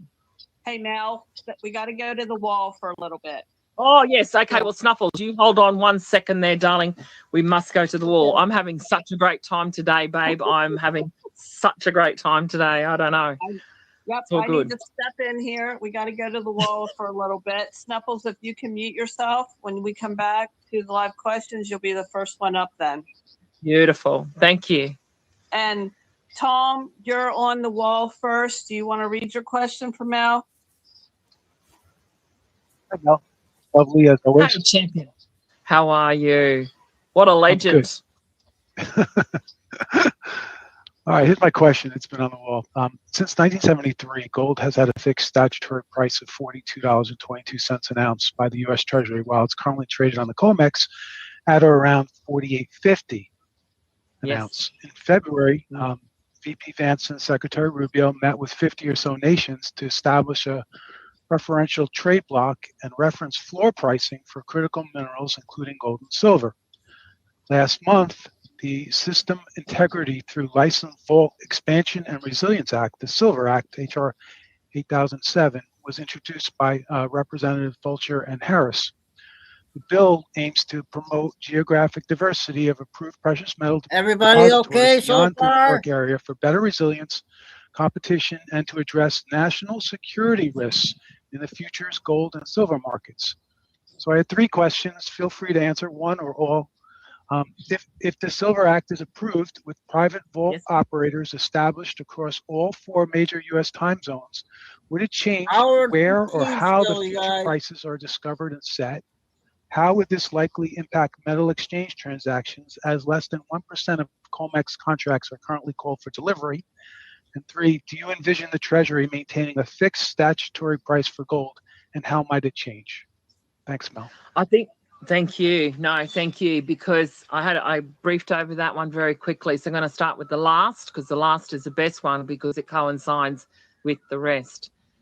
With all of those changes that are going on, and as I said, there is many changes going on in Congress with many different things that have been sitting on the shelf, so to speak, and that has been one that has been, it doesn't get enough recognition. So first of all, congratulations to Tom. What is he talking about? it often goes over people's heads, but let's just take this from one step to another. The COMEX is basically a rule, or would you call it a law? I wouldn't really call it a law, but it's a rule that was ignited to manipulate these prices, so to speak. And what you've actually put together there, Tom, in fact, I would like to repost that question with this recording, because it goes unsaid that basically this is a true indicator of those who do their research are going to signify that there is many changes going on, not just in the COMEX silver, but also in the COMEX gold, platinum, palladium, and copper as well. And I'm seeing many, many of these changes. It basically, the last question signifies that, are they going to hold it there? That's the ultimate question. I never actually thought about, would they hold it at a set price? I think with the structure that they have now, that everything's going on to that platform, will it still hold its own? I think it will be stabilized. I think we will, during this transition, we'll have certain what they call ebbs and flows, or bullish and bearish markets in the COMEX, especially in the silver, because it has so much more to go to come up closer to gold.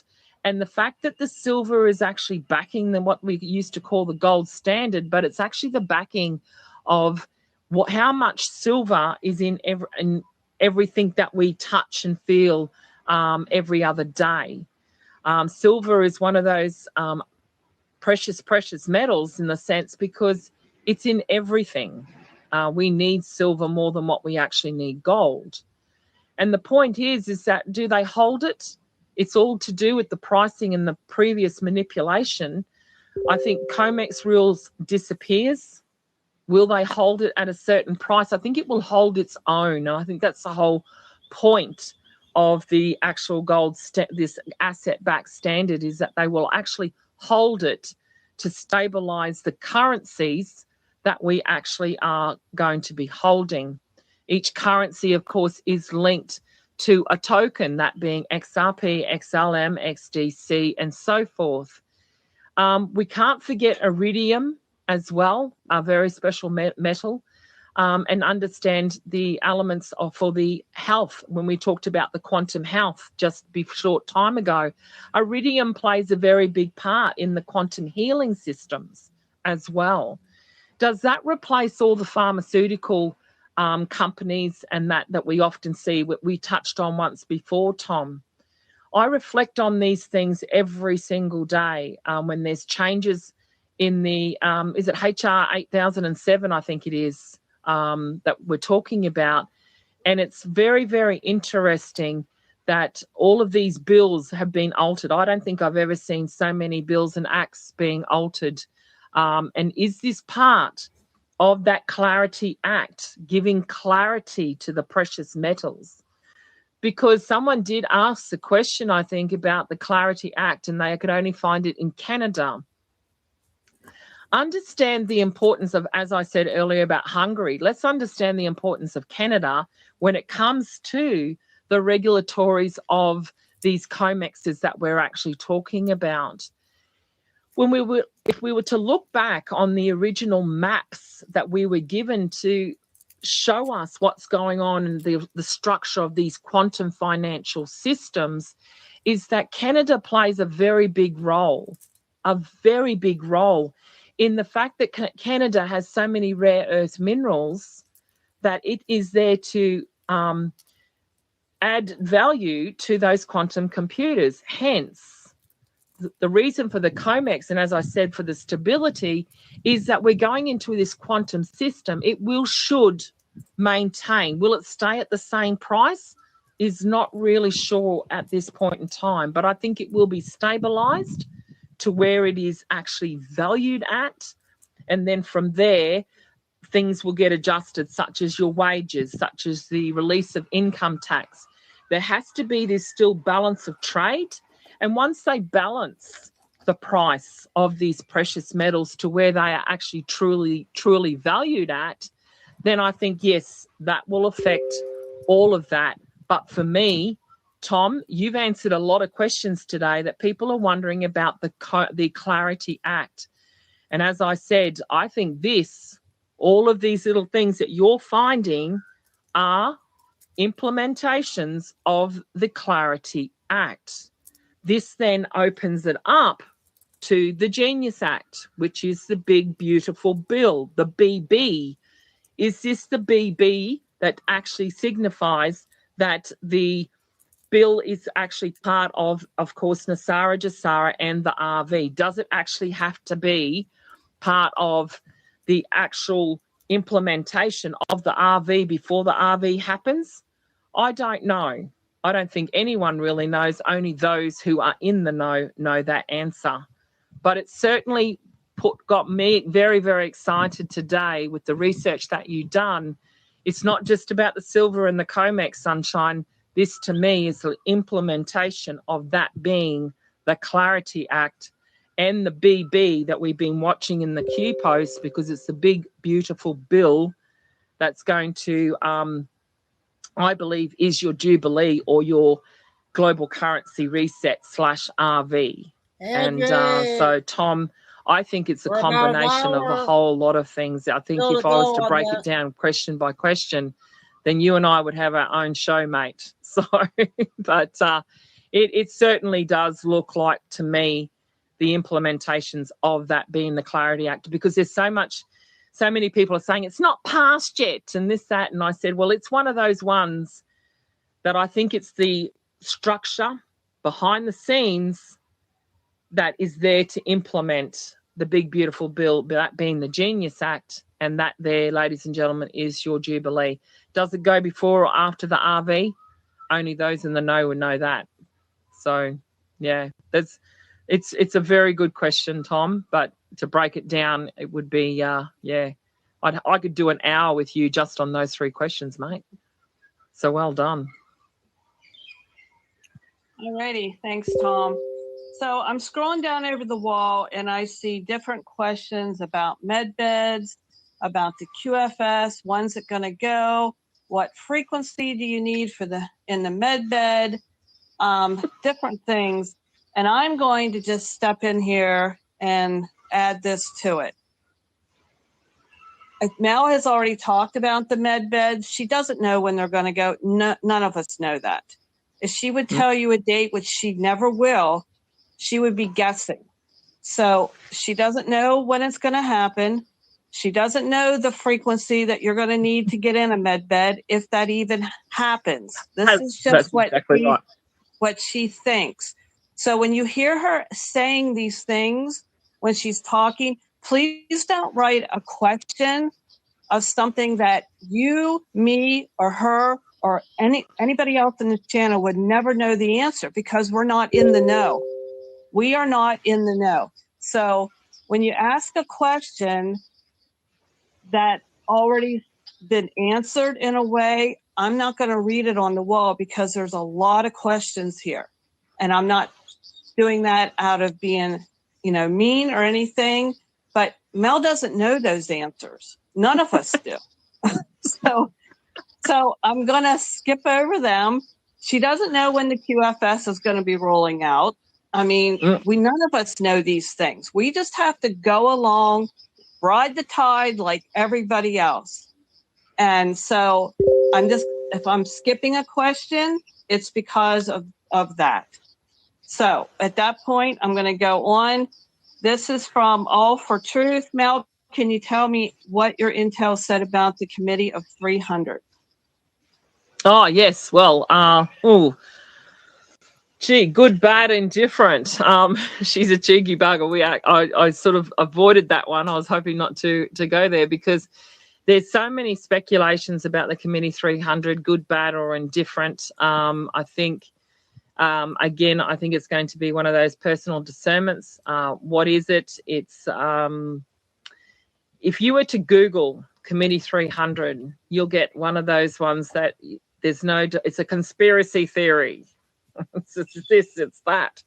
So the minute they define it as a conspiracy theory, you go to look into it and you go, what does that mean?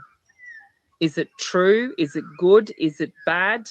It's one of those ones that I avoid because I just sit on the fence, and I think, do we actually talk about it? It's like, often I get asked about what's his name, the guy Gould, with the flags and things like that as well. Again, there's so much, and I think it's important to make sure that it's not discussed in the sense of specifics, but there is many elements that do come up that reflect the Committee 300. So it's not one that I dive into too often, but when you see it as a Hey, we're over conspiracy an hour, theory, guys. when you start Googling it, Hour then there must be some truth and to it. minutes. But it's like, I guess, the New World Order. Parts of what DJT is doing is realigning or readjusting those that could have been implemented. And I think Committee 300 is in the same sector. It's like having a policy and procedure, as I said. They can have policies that say they're going to do all these magical things, but their actual procedure or their acts, so to speak, and we're seeing a lot of acting and acting out in this movie. Again, good, bad, or indifferent. It's not specifically spoken about in the intel sector, but there is elements that have come to the forefront. So, I don't indulge in any of that specifics. I base things on basically just fundamentals, and it will be very interesting. We have touched on it the other day, and when she asked me the question in the chat, it just happened to come up about Committee 300. But yeah, it's one of those ones I put it aside and put it on the shelf until such time as it reveals itself. So it's like everything, I think, but it doesn't get spoken about. If anybody wants to know about the Committee of 300, Thanks, which they're not Terry. a I big sent group, you and her they've channel been in control of everything Telegram. since the beginning. Look up Spinning John on top. Coleman, the Committee of 300. That's who it is. And That's you're who going it to get is. your eyes Yes. opened up because it gives you the whole background Background of of it. who has been in control of everything, putting Everything. in the presidents, everything else. So John Coleman, Coleman. You can Google him. You can go on YouTube. You'll find a video of him, and he has a I think she's better than the morning show. What do you think, Auntie? book, which a lot of us on our group have gotten and read. Which Excellent. was eye-opening. Yeah, like I said, it never resonated with me, and I think that's the point that I was making. If it doesn't resonate with me, I just don't go there. I just avoid that. And for me, as I always say, it's like everything I talk about, Wildflower. If it doesn't resonate, put it aside. Like it's not, it's nothing to be upset about or get hoo-ha'd about. It's one of those ones, as I said, I never resonated with it. And I looked into it, good, bad, or indifferent. I put it aside because I don't want it. I don't want that. It's not on my radar. So, but yeah, it did come up the other day, which was quite Thank you, interesting. Angie. So, Yeah, everybody loves Mel. thank you so much for that. Now We're missing So Spots. this one is from TBJ02. Which of the Hayes following listening. Dinar, Dong, Zim hold the greatest potential benefit for the individual investor and to the society as a whole? And is the Iran conflict acting as a diversion or distraction from a larger or more significant event currently happening throughout the globe? Wow, that's a multitude. Not financial advice, but the Vietnamese dong is certainly one that seems to be the most universal of the currencies. It's not to say that that's going to be any kind of financial advice. What I'm saying is that most countries trade or accept the Vietnamese dong as one of the most tradable in majority of countries. Now, majority of countries, not all countries. Some countries, including I think it's the UK, don't actually trade in the Vietnamese dong. So theirs, of course, would be slightly different. But overall, the Vietnamese dong, again, do your own research on that because, as I said, some countries don't have some tradable currencies within their current country. So please do your own research on that. But for the majority of countries, the Vietnamese dong is definitely the most what they call tradable currency in that retrospect. What was the second part? There's 3 parts to that. So that was the first part. What was the second part? So the other part was just about the Iran conflict. Is it acting as the Iran conflict? Yeah. Look, again, like I said, this is about resetting. When wars occur, so we saw the war in Ukraine. That was a multitude. It wasn't just about the saving the children, the tunnels, this, that, and all the rest of it. It's also to reset that country and reset the currency. Does it go back to all go back to Russia, or parts of it go back to Russia? Is this part of the realigning? We saw the China-Taiwan war. Well, we've just been told that Taiwan is now part of, or never left, the province of China. Again, this affects the currencies. We look at the Falkland Islands that was stolen from Argentina and things like that as well. Does that, how does that change that? It changes the currencies. That Falkland Islands will go back to Argentina. It does not belong to the Kingdom of UK and this, that, and all the rest of it. So all of these wars are basically there, as I said, a part of the in revolution, I guess you could call it. So think of it in a different perspective, perhaps, and say, are they distractions? Yes and no. Did they need to happen and occur? Yes, they did, because the whole world needed to be reset. Very interesting too. I think President DJT is talking to the Prime Minister of Lebanon and Bibi. So that's going to be interesting. What's actually going on between those talks? We actually hear from the Canadian boys quite often regarding that of what goes on in Syria, Lebanon, and all of those areas as well. So I think a lot of it is, some of it is part to do with distractions. The rest has got to do with the actual resetting of these worlds, destroying the old, bringing in the new system. And that's why I say it's a quantum system. It's not just a financial system. It's also a system to change the education, the history of each country, not just our countries, but of each country. So these wars, as I said, are not really wars in the sense of, yes, there is actual bombings have occurred and this, that, and all the rest of it. But I think it's also part of the restructure and resetting of the world and the world frequencies. So, so it is what it is, but they still are talking, there's a lot of movement to say that Israel is last. So with this particular meeting with Lebanon and Bibi coming together with President DJT, and of course the illustrious King Charles coming into town next week, does he even survive till then? We will wait and see. But again, this has all got to do with the reset. This is the finishing off. So with the Bibi and the Lebanon plays a very big role. That is it or was it Israel at some point? Who knows? But what we do know is when Lebanon was bombed on the 20th of August in 2020, that completely demolished the government that existed at that time. They really technically on the side have not really run that country with a government. That government resigned, so to speak. Was it a resignation? Again, why is Lebanon coming together with Bibi from Israel to speak to DJT, President Trump? Who knows? Again, is this, like I said, the signing off? Israel is last. Is this finally going to be the war to end all wars with that signing coming into play? We certainly hope so, because I think it has been a distraction.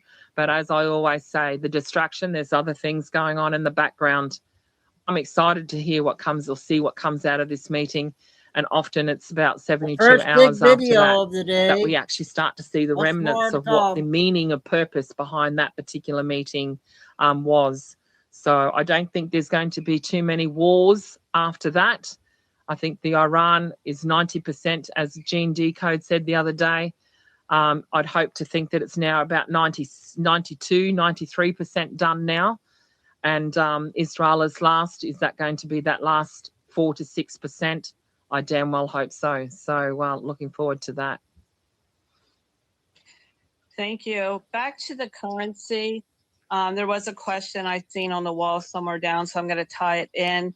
So if you've bought currency, how do the people or the ones at the top or whoever, how do they know that you bought currency? Oh, well, what do you mean? How did I know?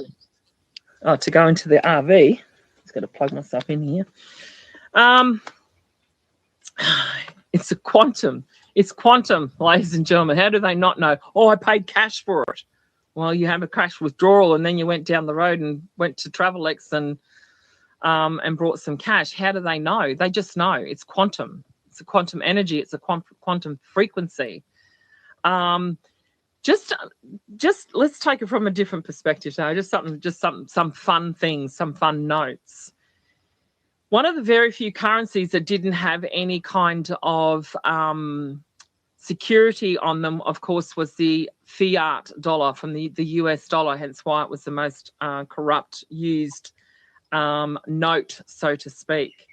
If you think the authorities and the galactics and that don't know that you're holding currencies, think again, because all of these notes, including bonds, all have embedded in them an authenticity code. Those codes are being there. It's kind of like blind faith in God, so to speak, or your creator.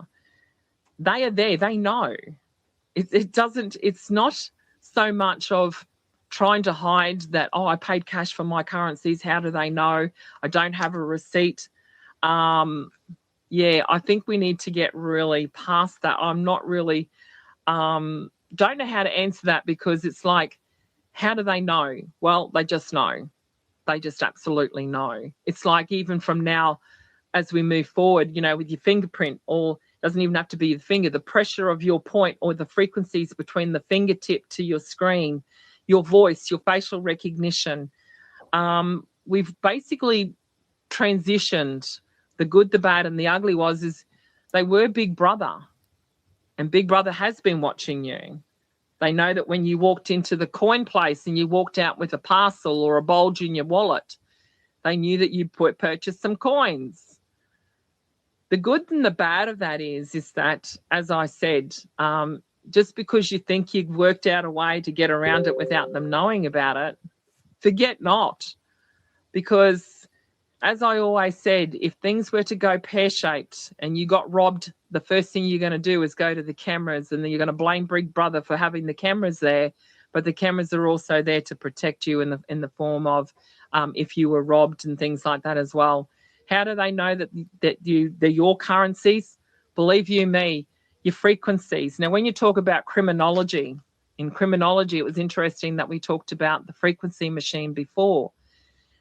It's not just about your blood pressure, your facial recognition, the ghost machines and all of those kind of things all do come into play. But there's also, like I said, your consciousness, your aura, your frequencies can be read in many different ways and forms. So don't be too concerned about that, as long as you have done right by yourself. You've got nothing to fear or worry about. I don't know why people sort of go out and ask those questions, because how do they know? They just know. I mean, it's you can't, nothing is hidden in this world, and nor should it be. Your privacy will be private, yes, but in the retrospect, as long as you're not hiding, you're not doing anything nefarious, then you have nothing to fear. But it's a catch-22 situation. There's many layers to it. So I just I don't understand why people worry about things like that. You don't have to have a receipt or anything like that. If you hold it, you own it. So yeah, I don't know. Wildflower, what do you think? So here again, Space Force doesn't need cameras that are on poles. No, they don't. No, they don't. Space Force has been watching us since way before we even knew about Space Force. They know what kind of toilet paper you use. And my thing is, they know everything about you if they need to know it. But they're not in there, somebody watching the camera. No. Oh, well, Jimmy is going down here and he's got to go to the bathroom. And they're not wasting their time looking at stuff like that. That's surveillance, and their technology is going to be able to be used if something is needed to be used, if someone's needed Correct. to be Yeah. found, if something is needed. But that technology, what we have not been told, that's been going on for 20 some years. See, people just think Space Force is something new. It ain't something new. It's not something new. We have been watched, and people think, well, that's where is my right? What is rights? What is You right? still, Exactly. you still have your rights. And my question is, you should be worrying about it. If you're not doing anything wrong, what's the big deal? And I think we're going to get our eyes opened up to a lot of things that we've been brainwashed into believing is correct, and it's not. Or we've been told that, well, if they do this, then that means something is bad or something is wrong, when it's actually the opposite. Opposite. Yeah, exactly. So, I can't. Yeah. Look, well done, girlfriend. I love that, and that's why I sort of half chuckle sometimes. I go, oh, "Where are you thinking, ladies and gentlemen? What are you thinking about that for?" But it's one of those ones that you know, 54 minutes. don't be fooled that you think that they don't know. They just do, and you're right. You're spot on. Actually, I did do a call on Space Force and how it all came about. It's been there in the background, and it was just restructured and then named Space Force. But as you said, those things have been around for many, many, many, many, many years. So I did do a show quite some time back about Space Force, and then how it was how it was already there, and he just changed the name of it to Space Force. So so very cool. It's the same as Palantir. Palantir has been working with the military since Military 2011. for a long time.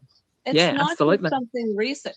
And what we need to get in our minds, we think AI, AI is bad. AI is bad. Well, you know what? It might have started out bad, but the Golden Dome, and it has control of all of that. It has control of Palantir. It has control of all AIs. The white hats are in control of that. You got the administrator that is what is the Golden Dome, that is running everything, running the military operations, running pretty much this whole country, not the United States, the whole planet. I'll just say that is making the decisions, which allows our military, our physical men and women, they don't have to go into those dumbs anymore. It can be directed from the administrator with a Golden Dome. They can go in, it can go in technologically, see what needs to be done, take it out, and it saves a lot of our men and women from unnecessarily dying over what has happened in our history. There's so much good. People think AI, they think of it as bad, which again, that's what we've been programmed to understand. And if you think when President Trump, that was disrespectful, when he's making these deals with these AI companies, that's been done years ago. This is just a movie. When they say the movie, everything, even these wars, everything, they're not wars. They're military operations. All of this has been done. They have been agreed upon. Putin, Xi, all of them are working together to make this world a better place, along with the World Galactic Federation of Worlds. If it wasn't for them, we wouldn't be here. And people need to start understanding it isn't us just here in this world. We would never survive. You got to start thinking, open your mind and think like, okay, who else is helping me? Who else is helping 100%. us? So anyhow, I didn't mean to go on a roll there, but oh no, you're fine, because it reminds me all the time when I hear you speak of those kind of things, is that what actually did happen when they landed on the moon? What did they actually collect on the dark side? When people fully understand how close we did come to not having an Earth, so to speak, then I think they will appreciate it a heck of a lot more as well. So I think, that comes into play though too, Wildflowers, that, the disclosure that they're going to actually be given to them. I think how they're going to roll that out, I think it's going to give a better understanding as to, how close it did come, and the importance of all of that. But to fear not, as it says, to fear not, says the Lord, and is not to fear. And if you are having those fears, then again, it goes back to what Coach and I were saying earlier. That's on you. Things that still rattle us, yes. I'm not saying there's no fear, but it's how we control those fears. And if they are triggers, then we look further deep inside and go, why is that triggering us? Why do we get angry? Those are the things that we need to deal with. And sometimes it's not just on the unconscious level, it's to be conscious the minute you hear that your tone of voice, or you look at yourself and you're frowning in the morning, then turn that frown upside down, as they say. How you react and respond your day is all on you. Don't blame it on somebody else. Don't blame your triggers on the government. Don't blame your triggers on the politicians and this, that, and all the rest of it. It's irrelevant. Those triggers belong to you and to you only. They are your thoughts and your emotions, and you take control of them. But if you're going to live in fear about AI and cameras and this, that, and all the rest of it, oh my gosh, then, you certainly need to reconsider all of those things, because, that they've changed many, many years ago. I think the timeline that you bring up too, Wildflower, is very important to bring up as well. That back in 2011, 2012 was probably my biggest awakening moment when I started to really see the changes. This wasn't about COVID. I knew straight away COVID was just the cover story for all of that. And that's when I did the deep dive into the blockchains and the financial system. And that was way back even before then. Then I went back to 2008 when the actual financial crash happened. I believe that was the crash that created the actual beginning of the actual quantum system coming into play, the actual changes. And then, of course, then it was fully implemented from about 2011, 2012. So yeah, those timelines are very, very important. But again, it's knowledge over power as well. So if things are not where you want them to be, then it means that you may have to look into them a bit further. So, but yeah, keep on keeping on. Cam, your camera is on. Can you please turn it off? Kim, hello. Please Kim turn your might camera want off, Cam. Mind you, I look better than the fan that's there, so it's all good. Makes me look good. There she There goes. she goes. All right. So, All right. yeah, Let's go back to the wall for a little bit. Snuffle. Does somebody else have their mic open? Please mute it. Thank you. All right. Snuffles, go ahead. Snuffles. You're up. Snuffles. Hi, Mel. Hi from Ontario, Canada. I hope you guys are well. Thank you for all you're doing, Mel. Oh, my pleasure, darling. Thank you for waiting patiently in the wing there as well. Appreciate you muchly. I'm happy to do so. My question is regarding something you said earlier in the podcast, which was we're waiting for the USTN for the RV. Yes. Right? So here in Ontario, I can tell you that you can buy a house for $1 million. Okay? To buy anything less is going to be difficult. However, prices have started to come down. But it's $1 million to buy a house here. So, and that's largely because of the inflationary cost of the money here in Canada after COVID, because they printed and printed and printed and never stopped printing, I think. Anyway, and so my question is, if the RV has to wait for the USTN, therefore, I'm guessing, because I'm trying to connect dots, does that mean then that the economy will collapse because $1 million home will no longer be $1 million because you're not paying for it with fiat money, you're paying for it with real money? Is that right? Correct. Boom shakalaka, girlfriend. You got it. Okay, that makes sense. I gotcha. So how do you go back to the 1955 prices that we're talking about? Mm-hmm. Okay. Yeah. And the fuel should go down to about here in Australia, I think it's about 75 cents to the dollar for fuel. Well, Once here all it's that is $1.72 per liter. So you Yes. multiply $1.72 times 5.54. That's the price per gallon in Canada, or in Ontario, at least around here. Yeah, almost $8 a gallon. Yeah, because we have tyrannical, what's his name in Ottawa there. Also, before I go, I wanted to ask you something. Have you ever heard of something called GFANZ? Nope. The Global Financial Alliance for Net Zero. Oh, is that part of one of those climate change ones? Yes, started by Carney. Yes. Yeah. Oh, good. That's right. I do remember now. Yes. And yes. one of their goals, I guess, was to overthrow a duly elected president, allegedly. Can I say allegedly? You definitely should say allegedly.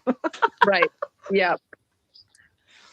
Yeah. So I'm wondering, do you think that his days are, I wish they would be numbered, but what do you think of Carney, Mel? Again, sitting on the fence, probably just another actor playing a role. Okay. We see them all the time. If you were to go back and do a Google search and have a look at his images like 5 years ago, 10 years ago, none of them are the same people. Okay. I think the actual real people, some of them actually work in behind the scenes.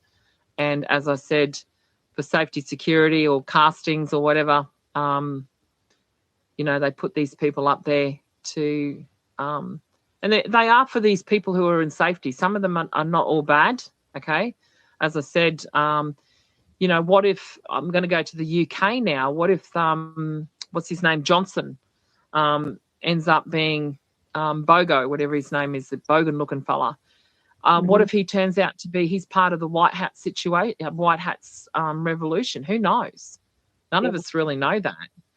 But again, like I said, they have put actors or, central casting for their safety as well, whilst they actually work in the background.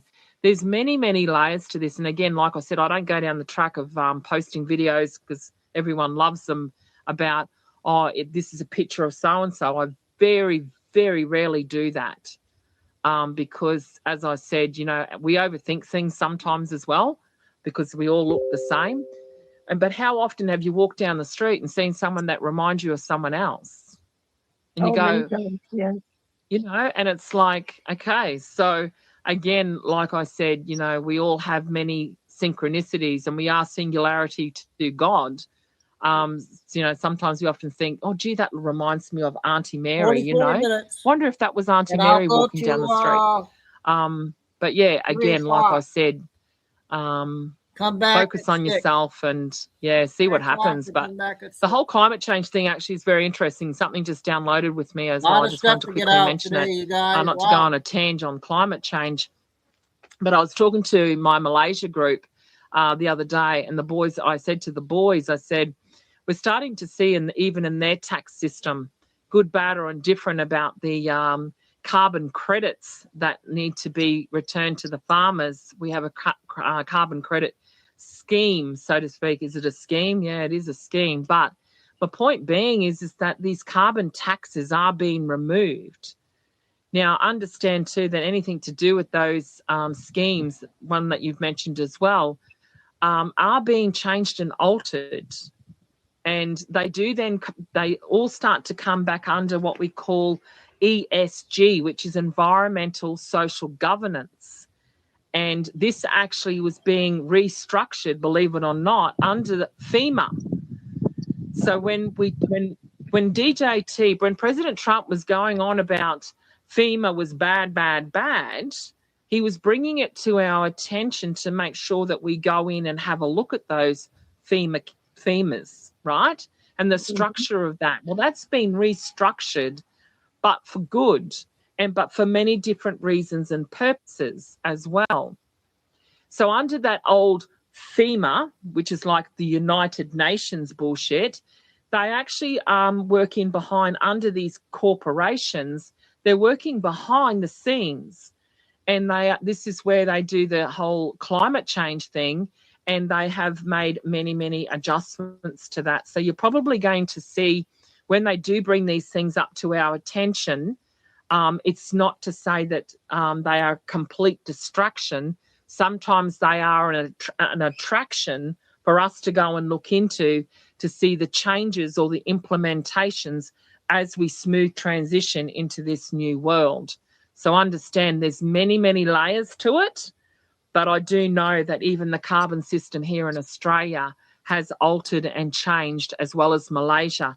So when I start to see it in multiple countries around the world, you can bet your bottom dollar there's changes coming when it comes to the climate change and things like that as well. So they are doing reconstruction of all of that. So just keep that duly noted as we progress and move forward, that it is being changed under FEMA, which is quite shocking to hear for most people. I'm sure they're going to be triggered by that. But please understand that President DJT, Mr. President Trump, has always said he's a businessman and he will reconstruct and destruct at the same time. So, yeah, very, very excited to see those changes. It's brought to your attention to show you the changes, not to upset your little triggers, so to speak. So just putting it out there. So I hear you. Well, thank you. Okay, well, thank you. Thanks so much, Mel, for everything you're doing again, and a blessing to you, to all of you. Beautiful. You're a legend. Absolute sweetheart. So who else have we got? Thanks, Snuffles. Appreciate you. I'll get to Canada one day very soon, I hope. Got so many lovely people. Absolutely. So Next question, please. Hi, Mel. This is Independent Thinker. How are you? My spiritual sister.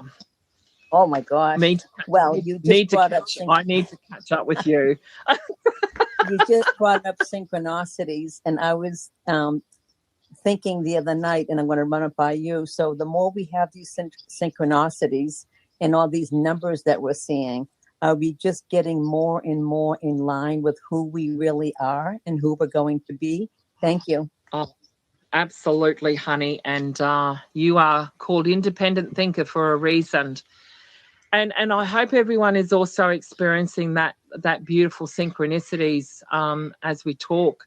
Girlfriend and I were sitting down the other day, and if it happened once or twice during the day. Oh, someone's got their microphone on. I'm trying Thank to you. find it. That's all right. It's just, I heard it before. But independent thinking, you notice though, it has, like you said, it's happening more and more and more and more and more. And if we had it once or twice a day, we were excited. But I'm noticing it's happening like that. It's just happening all the time. And it is a part of that increasing our densities as we move and scroll up. And I think it is. I really do believe that those synchronicities, and again, it's for everyone will have their own different type of synchronicities. It doesn't necessarily have to be numbers. It can be colors. It can be birds that fly across the sky. It could be a representation of a flower that blooms at a certain time. It could also be when they go for a walk through nature and the plants follow them. And it used to be only one plant, and now they're noticing that all these plants are following them as they walk through. Those are all synchronicities. It doesn't necessarily even have to be numbers. We often talk about numbers, those of us who love our numbers, but certainly know and grasp the energy that you are having in synchronicities. And like I said, one of mine, of course, is corellas or cockatoos in Australia. And the minute I arrived on this particular farm the other day, a huge flock of cockatoos flew over, and I knew that my angels were with me. That is a synchronicity. It knows that it shows you that you're in the right place at the right time, that you were placed here for a reason and a purpose. So whatever those synchronicities are, please embrace them and use those energies and those frequencies, independent thinker, You're amazing. You're absolutely amazing, and so on the marker when it comes to synchronicities. But also remember to embrace them and take that with you through the day as well. That's very, very important. So yeah, love you to bits, girl. Can't wait to catch up very, very soon. Thank you, Mel. Love you. Could somebody tell me how to get in line to ask a question? There you go, Vicky Jed. You're right on target, honey. You're right there right now. Let's go. Oh, ask the okay. question. I'm from Canada, and I'm beginning to wonder lately if all Canada is already part of the U.S. I've been seeing some different things, and I think the way Carney is, and they're still blaming President Trump for everything in Canada. I think I'm wondering if they're holding off so that they can wake blind people up. I'm not sure, but I just don't know what else to think. Hey, Deb. Well, No. Vicky, you're on to it, darling. You really are. And it's great to hear that you are noticing that yourself, because that's the most important thing. It's your synchronicities. It's what you're feeling, what you're seeing. It means that you are what we call ascending in some cases, but you're also increasing your density of your frequency and understanding. So congratulations, Vicky. That is exactly what is going on. So yeah, congratulations, sweetie. Well done. Other question? Greetings, Mel. Hold on a second. Vicky Jed, did you have something else, darling? Yes, Hold I on, did. Jed. I actually did. I have been wondering, like you're talking about synchronicities there. Today I've seen like 333 and 555 and 222 and 1, just about all day I've been getting those. But there's something, the last like 3 days, I've been feeling very weepy, and I don't know if that's connected to what's happening in the world and all the resonances and the Schumanns and the, all that stuff, solar flares, if that's due to that or just because I'm feeling weepy. I feel weepy all the time. And these are sometimes balancing out your emotions in preparation of something that's coming. It could be any number of things, but yes, it is. It's all to do, not all to do with it. Sometimes, as I said, our mind overrides some of our emotions, and sometimes we get weepy because we're just exhausted, as well. But certainly put everything into perspective for you, and it certainly is. There's a lot of different energies, as we said earlier today, that you were listening to, that are making all of us feel that way. I often have those little weepy moments, but generally they're watching the children running around on the farm and talking about the tractors or something to that effect. And, it just makes you so emotional. But I am an emotional person. But if you are feeling that way, then, like I said, embrace those moments. And, it is part of that acknowledgement that something bigger, I think, is coming, especially if you start seeing it every day. Like I said, I think a lot of people are really starting to feel that. So, yeah. So you'll be fine, Vicky. You'll be fine. Thank honey. you. Thank you No very worries much. at all. That's okay, darling. Take care in Canada as well. Okay, Jack, how are you? Greetings, Mel. Greetings sorry. from hot Atlanta, Georgia. Whoa! Oh. 34 minutes, you guys. Next time you come to the States and come 34. this way, you come to Atlanta, I owe you lunch. We appreciate you. Oh, absolutely. I stopped in the bus there, but yeah, no, it's pretty cool. Very, very cool. So yeah, we'll do. Kind of have a question piggybacking on what Vicky was asking. Do you believe that with some of this revealing that they will verbalize it to us here in the States, what this part of the planet really is, meaning the truth? Is this was it Egypt, the Morocco? Will they really verbalize that to us one day, do you think? Or, I mean, you see things on the internet about it. Yeah, I know. And I think, I don't know if they will verbalize it. Again, when we go into this quantum education, Jack, I think that's where it's going to, the formations of countries will change. You know, like we only know what we see or what they've given us. Right. And I think that visualization, if we were to say, I don't know, beam me up and look back down and go, oh, gee, that's a bit different to what I thought. I mean, you try and find Australia on a map that's 15, 60 years old. And I go, where's Australia, mate? You know, like you can't see it. It's not there. So again, Jack, I think it will be one of those things. The revealing will be for those eyes to see and the ears to hear at those times that they are ready to see it. So how fast does that happen? Do we all ascend at the same time? As I said, we all have to be on a level playing field for certain things to occur and happen. How long does it take us all to get there onto that level playing field? We were about to find out, I think. So we'll be very, very soon. But I hear what you're saying, though. But, yeah, we'll see. We will definitely see. So. Thank you, Mel. My pleasure. Is it okay if I Absolutely. Divinely Oops, made. I You were going to be the apologize. next one that I said, darling, you can pop in here. And then we'll have Erica G. I did not mean to be rude. I apologize. Oh, but I darling. want to remind everybody we're supposed to He's pray listening tomorrow. on the first show, 7 Tim. days we're supposed to be praying. So I wanted to remind everybody, don't forget to pray. And absolutely we will, my darling. Absolutely we will. And what a blessing you are. So tell us a little bit about you, though. You sound like a very spiritual person. So tell us a little bit about you. I'm a starseed. Of course you are. I knew you were. That's what I wanted to hear, honey. But yeah, a very beautiful reminder. And yeah, so maybe we should, would you like to hold on to that little thought, and would you like to come and close the show with the prayer, the final prayer for the show today? Would you be able to wait for a couple more moments? That would be absolutely. That'll be lovely. So I think we're into the last 15 minutes.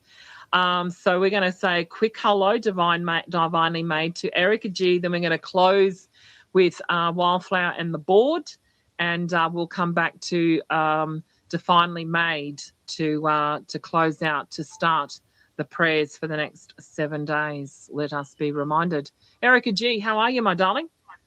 Yeah, no, good, Melissa. Good. You know, with everything going on in the world, your mind's still all over the place. Yeah.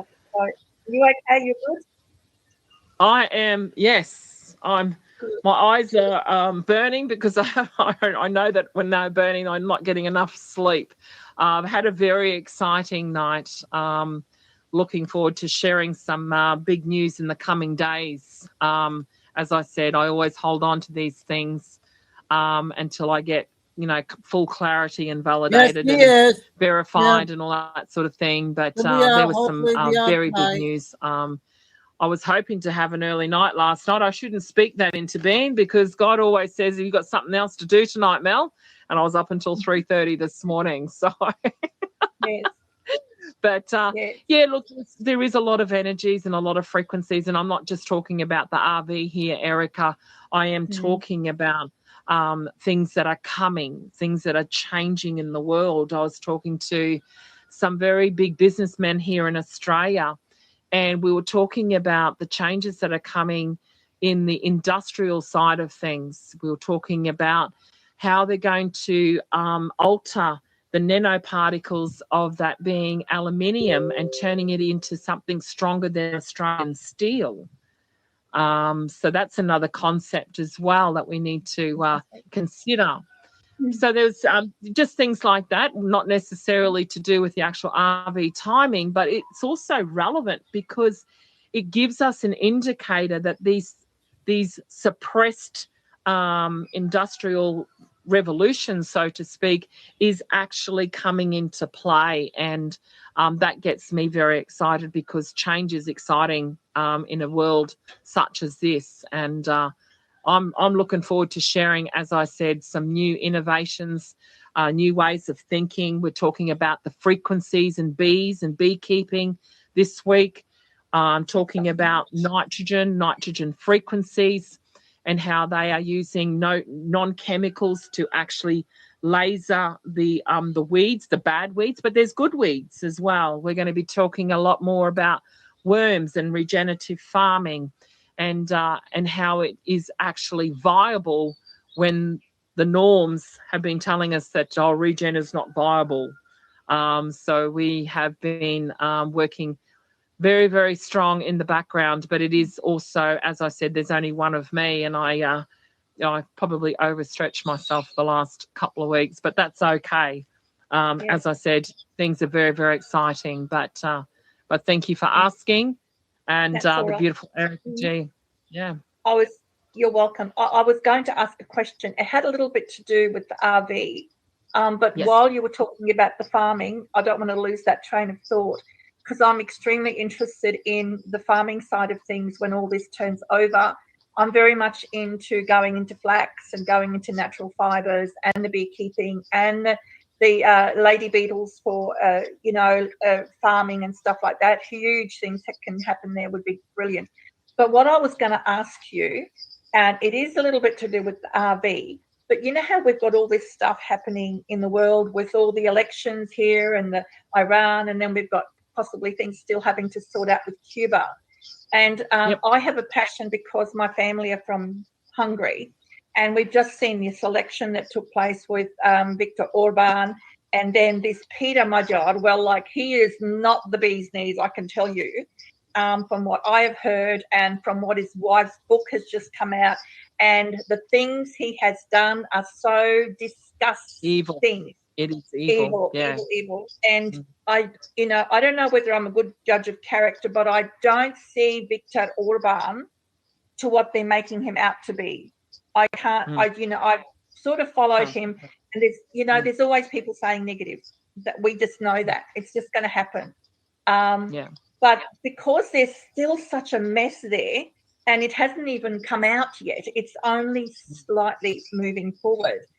I'm wondering, for us to move forward as the world to take place, there's still a mess over just in that country alone with the EU and all the countries around 25 Europe. minutes. I mean, are we going to go into a third world war? Almost there, you guys. To what We'll have another degree hour is it going to take place? And I'm Billy thinking, Bean like, will be how next. long? I mean, it all could finish up in a week. I can't see that. You know what I mean? It's so obviously there's a lot more to happen. I just thought, what's your thought? I'm sorry, I'm going on. No. I'm excited that you've come to that part where, as I said earlier about Hungary, you're watching the theatre of what's going on, and people even in Hungary. It's the same with Canada. Canadians don't think anything's happening good in their country because that's what we are being altered. So when I explain things about Hungary, understand that whoever is playing Victor and all that sort of stuff are working behind the scenes, whoever they are or who the replacement is. They are doing some very interesting, positive things, because you've got to remember the originals have been taken out. They've been replaced with people to create the movie or the theatre. But I'm seeing some very interesting moves from Hungary, which indicate to me that that's going to be some kind of hub. So I want you to think about, Erica, if you're aware of Hungary, what important role did Hungary play during those world wars? And consider that, and consider that when I say that. Isn't it Hungary that should really have the reparations? Yes. Those wars? Yes. Do you see where I'm going with that? I absolutely with you. Yes. Okay. Yes. Everyone focuses on Poland. But ladies and gentlemen, when you understand the real history here, it's like when I said about Alaska the other day. There's reasons why I bring up Hungary today. Because we saw some changes in Alaska. This week, we're going to see some changes come out of Hungary. Watch this space, my darling. Okay? So as I said, whenever Mel talks about those things, within a week or several days, and often the next day or several hours later, you will see that what I'm talking about. Hungary has been in the background doing an incredible amount of work in the European central banking sector about the demolishing of all of that as well. Do we actually get to recognize that in the big scheme of things? As I said, watch that space, because it doesn't matter about the election, because we have to go to another election with quantum energies and quantum frequencies after all this is said and done. I think it's your final awakening in Hungary. But rest assured, darling, that when I say that Hungary plays a part in this, they are playing part in this. So, Fantastic. all right. Yes, thank Excellent. you for that. Thank you My so much. absolute pleasure and honour. So we've got the last 5 minutes. We're going to go back to Wildflower to finish up, and then we'll come back to Divinely Made as well. So is there anything you want to finish off with, honey? Well, I'm just looking down through here because, like I said, Mel only had till 10 o'clock, and there is a lot of questions still left. So that's a great go for it, mate. I've got an extra 15 minutes or so here today. Okay. Oh, great, I'm great. having a blast. Great. So some of these I'm going to skim down through them. They're the Wise app, which I know a lot of us have money on it. The person wants to know, will they have to go to a redemption center or what? And I'm going to go ahead and answer that. If you're on an app where you have your money there, it'll automatically exchange. Automatically changes. You won't be going to an RV center. No. And you don't have to even tell anyone about it. It's just going to happen. So yeah, exactly.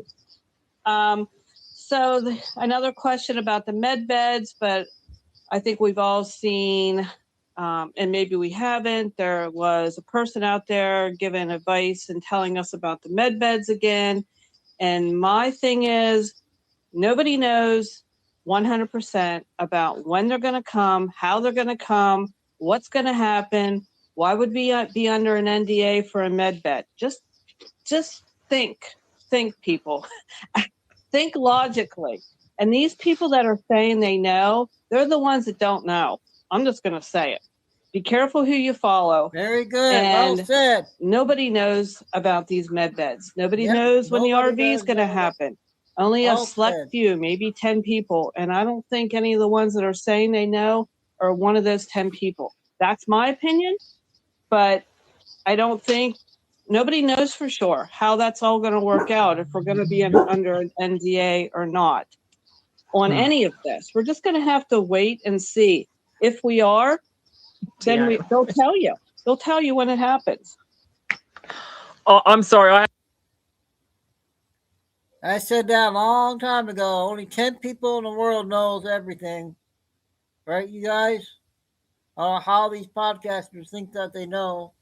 They're just taking their people's money for subbing to their channel. If we are, then they'll tell you. They'll tell you when it happens. My opinion. Oh, I'm sorry. I haven't heard any of that until just now. And I'm like, why would you be under an NDA for a med bed? Oh, my gosh. Yeah, I know. And I'm not going to mention names, but I really like to. But I'm not. But anyway. Don't. It's irrelevant. Yeah. We all have our own opinions, but yeah, be very cautious with that. That's very strange, that one. Yeah. Clarity Act and that, Mel did touch on that. Clarity Act, the Genius Act, what I have heard from different people, we don't need any of that to pass. A lot of that was already done in the big, beautiful bill. Yeah. It was all submerged in there. So I have a feeling if we aren't seeing it pass now, we probably don't need it for everything to go forward. That's what I'm thinking. Yeah, absolutely. It's just fundamentals. It's just fundamentals that are happening. That's all. Oh, okay. Some of these, let's look here. Nasara Gasara, this person wants to know, if your spouse dies before Nasara Gasara is official, will that amount lost transfer to the surviving spouse? I've never heard of that. I think we all just get what we're entitled to. Maybe passed down from like a mother or father, but I don't know about spouses. Do you have any information on that? Again, I think every country has different structures to intergenerational wealth and generational wealth. When I looked into the UK, it's different. Some countries do transfer from spouse to spouse. Some countries require you to be the power of attorney. All these kind of things. Again, let the system roll out. I don't think it's going to be important in the big scheme of things, because once Jasara, falls into place, I don't think it's going to be an issue either way, to be honest. But again, every country has different things. So this is sort of a question I know that gets bounced around. And is there any country whose currency will not be included in the revaluation? There's 6 little countries. I think, no, it might only be 4. I think there is 4 little tiny countries I've never even heard of before. They're just like little islands. Let's call them little islands that we've never heard of before. And what happens is, it's not about their currencies. It's just that they don't have the technology or the capabilities to have or own a central bank. They don't run their central bank. They actually basically run their own currency that's not linked to any exchanges. I think there's about 4 or 5, if maybe 6 of them, I think. And what happens there is that I'm not 100% sure on those countries. It's irrelevant, because it keeps coming up. There's 197 countries on the QFS, or quantum financial system. So as I said, I think there's a few countries that will be pegged to other countries, and there is 4 or 5 countries that are so small that they are sovereign in their own right, and they run their own currency system without a central bank and things, this, that, and all the rest of it. Which is totally irrelevant, because these countries are at peace with themselves. They don't even have a military and what have you. So I keep seeing 197 on the quantum system, which tells me, I think we said 209 countries, but there's always allowances for countries that are already sovereign. As I said, they don't actually have a fixed currency that's on an exchange. Therefore, they don't actually have to be part of it, but they are part of the movement in the 209 countries. Hopefully that makes sense. But again, totally not really relevant, in the sense that 197 are there. They're ready to rock and roll. It's just a matter of who and when they flip the switch, so to speak. But yeah, that's my understanding. All right.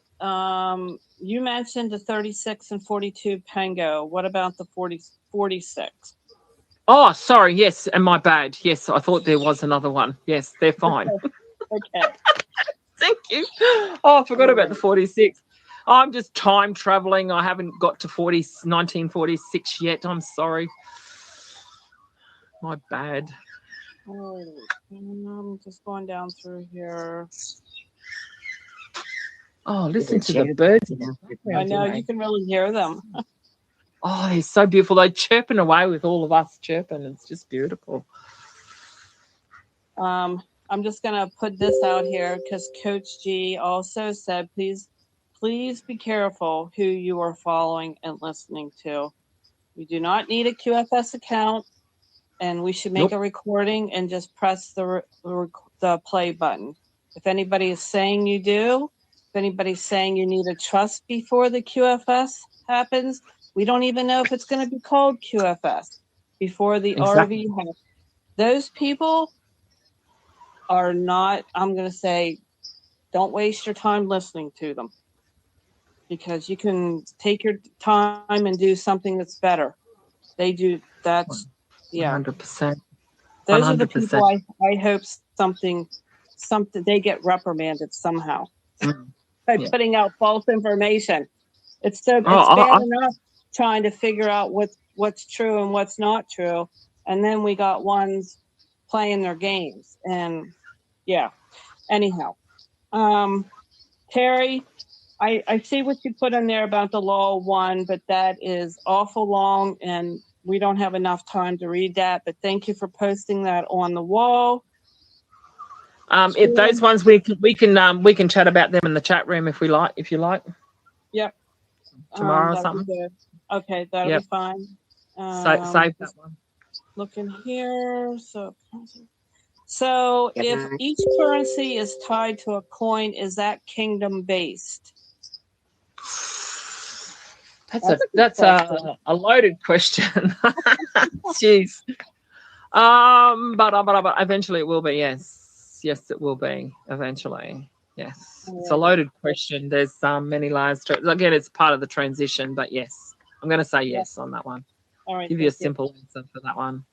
But my mind boggles when I get those ones because I love talking about them. But yes, we're going to go yes on that one. Yes, no answer. And Whamma Jamma posted on the wall about ascension symptoms, so you can look there. Beautiful. If you're not sure. Thank you, Whamma Jamma. We love you. Oh my gosh, yeah. There's heaps of elements going on at the moment. So, thank you, Whamma Jamma. My pleasure. Oh, there she is. I didn't see you in the list of chats and everything. It's lovely to have you in the house. And you are delightful as always. 10 more minutes. Thank you, honey. Almost to the finish. Yep, I think we got through the questions. Some of them I think you've already touched on. Some you've already Beautiful. said you don't know until the stuff plays Yeah, out. exactly. Yeah, 100%. So, yeah. And it looks like we have a delivery. So we're just going to fix that up. Oh, yes, Mr. Arnold's. So they have their fruit and their organic fruit and veg gets delivered here to the farm. So this is really, really cool. I went and actually had the privilege of going down to have a look at this fruit market. And boy, oh boy, ladies and gentlemen, this is where it comes into play where this goes back to the farmers, ladies and gentlemen, and it is an absolute honour and privilege. And we just got the boys in the back coming to pick up the deliveries for us while we go through the process of, as I said, it is always got to do with the farmers. We love our farmers. We also can't forget to say a big thank you, of course, to all our truckers and truckies out there. And so we're just going to, So just you got to love farming life, ladies and gentlemen. We're just going to wait for them to do the delivery and things. So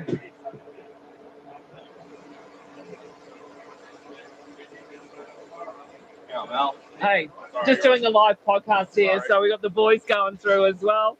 So, but ladies and gentlemen, this is what you call farm life and living the dream. So we'll get to this in a short minute and let them do their stuff. So who else have we got? Patriot Moi from Indiana. I honestly can't hear a thing, so I just have to. I'm going to take this inside, ladies and gentlemen, because these boys are having a good old country chat whilst we're doing this. We can do this. We can do this. Here we go. So there you go, ladies and gentlemen. The exciting part about having a pod stand is that we can come in here. There you go, ladies and gentlemen. So to finish off the show, as I said, we're going to have the beautiful Divinely Made very shortly, providing the boys don't come through and disturb us. But Divinely Made, if you would like to bring yourself up before we do the prayer. Again, as always, I'd like to thank the beautiful Wildflower. She is an absolute amazing humanitarian in her own right. And, we thank her every day. She is such a blessing, comes on. The little kids are coming through the house while the veggies are coming through. But Patriot Moi, Indiana, say a quick hello while we're waiting for the veggies to come through. And then we'll say our final prayer to close the show because the delivery is just finished happening. Patriot, how are you? I'm good. How are you? Oh, living the dream. You gotta love farm life, don't you? Hello, Mr. Owie. So we're having a really bonza day today. So what's your quick question while we're waiting for the final prayer for the day? Well, from one Melissa to another, we are having some interesting movement with sheriffs in the state of Indiana. We have several sheriffs that are being asked to resign or are resigning. There's a lot going on, and they're actually being charged with crimes. So I'm just very curious if you know anything about, is this like the takedown of the locals? Because I'm seeing 100%. A lot of it. Okay. Yeah, 100%. And we're seeing it even here in Australia as well. We're having what we call councils converted into counties as well. So again, this is that part of that transition and cleaning out those dominions that have taken on these positions that have been corrupt and things like that as well. So it certainly is. So so looking forward to. Again, I think it's going to be one of those things that are soft disclosures. You know, we all wanted these big arrests and all that sort of things. No, let's get it done. Get these people done and dusted and get it all sorted. But it's good to know and it's good to hear that is actually going on. So very excited to hear that you're seeing it. Boots on the ground. Very good. Yeah.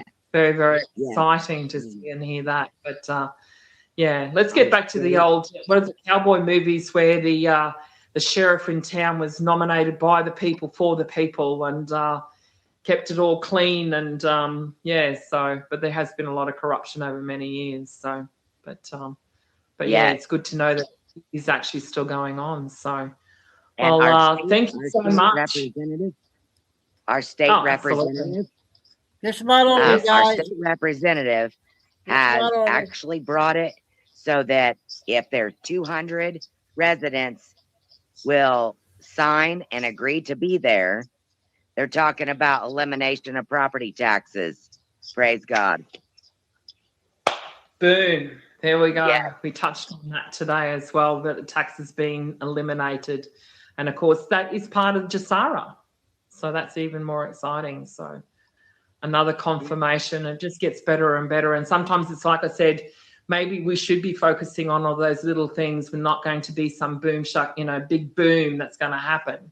I think it's going to be a smooth transition as we go through. So what an absolute highlight to talk to another Melissa and all the rest of it. So, we are super special. We are honeybees. So I'm looking forward to spreading the love of us honeybees out there. So congratulations for all of that. So sorry for the minor disruption, but Wildflower, again, thank you very, very much for your time and your consistent love and appreciation to her as well, as always.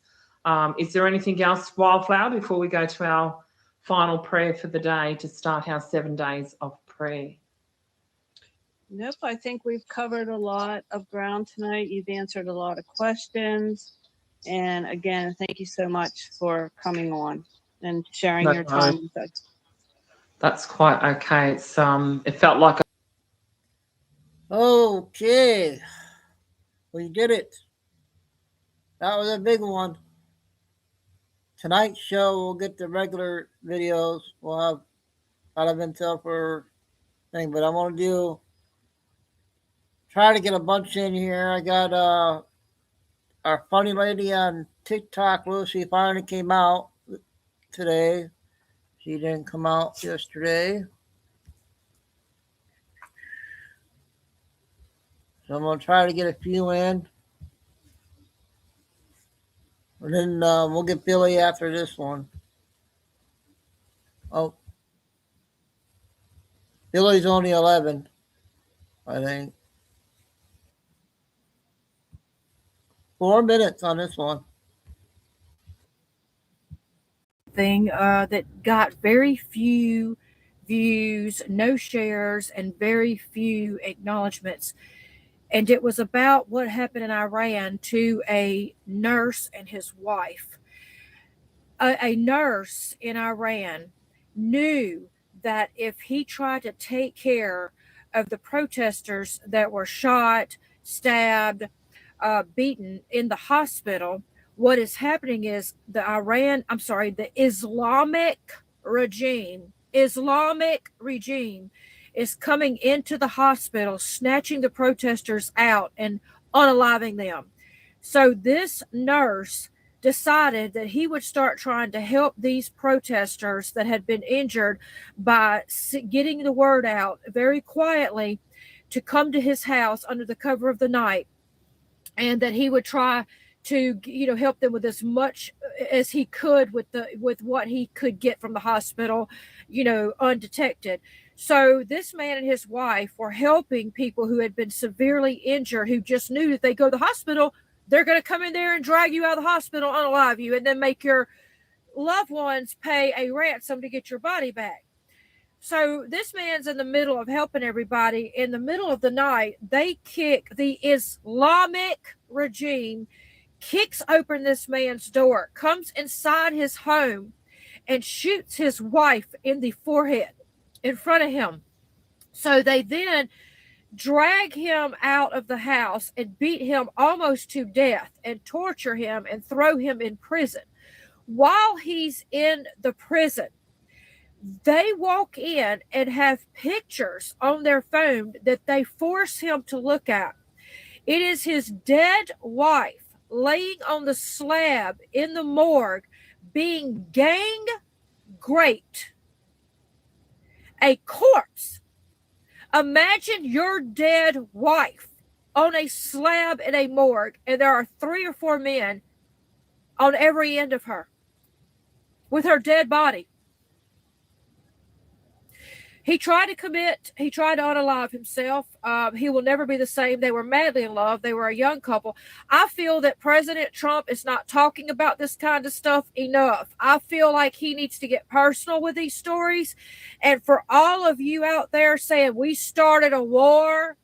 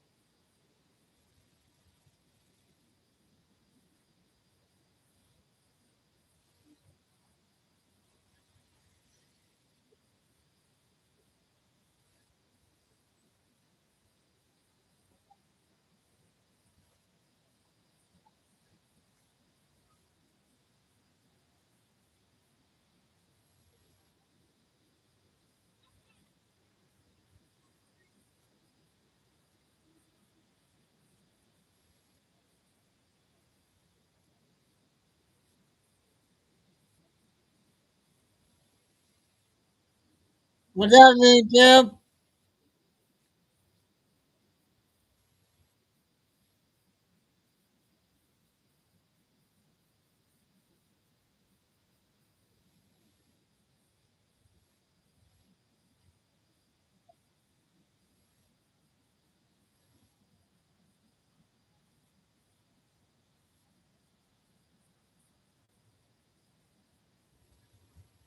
No video. All right, let's try this one. I'll try it again.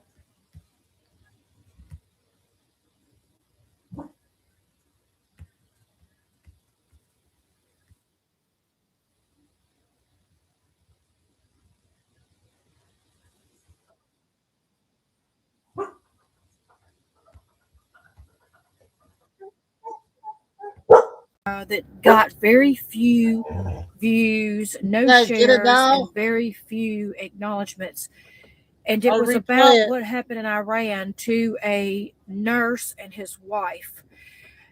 A nurse in Iran knew that if he tried to take care of the protesters that were shot, stabbed, beaten in the hospital, what is happening is the Islamic I replayed it here, you guys. Islamic regime is coming into the hospital, snatching the protesters out and unaliving them.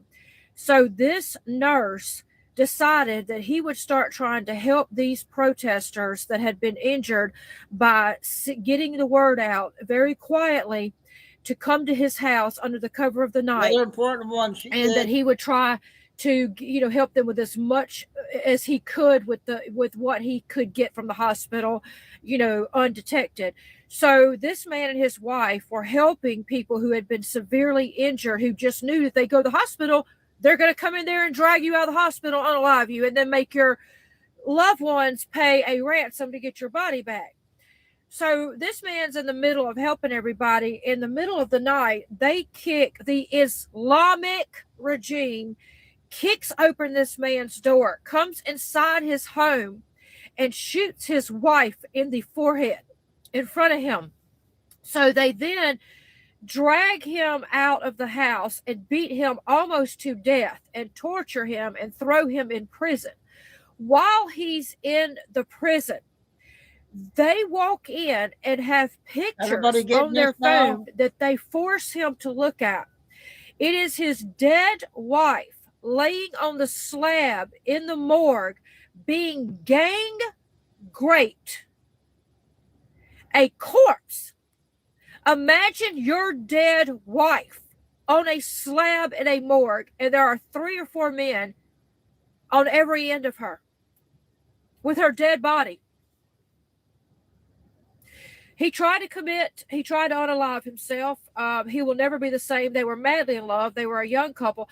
I feel that President Trump is not talking about this kind of stuff enough. I feel like he needs to get personal with these stories. And for all of you out there saying, we started a war, this is not our war, I don't know what mental fucking illness you have. I don't know what the fuck is wrong with you people.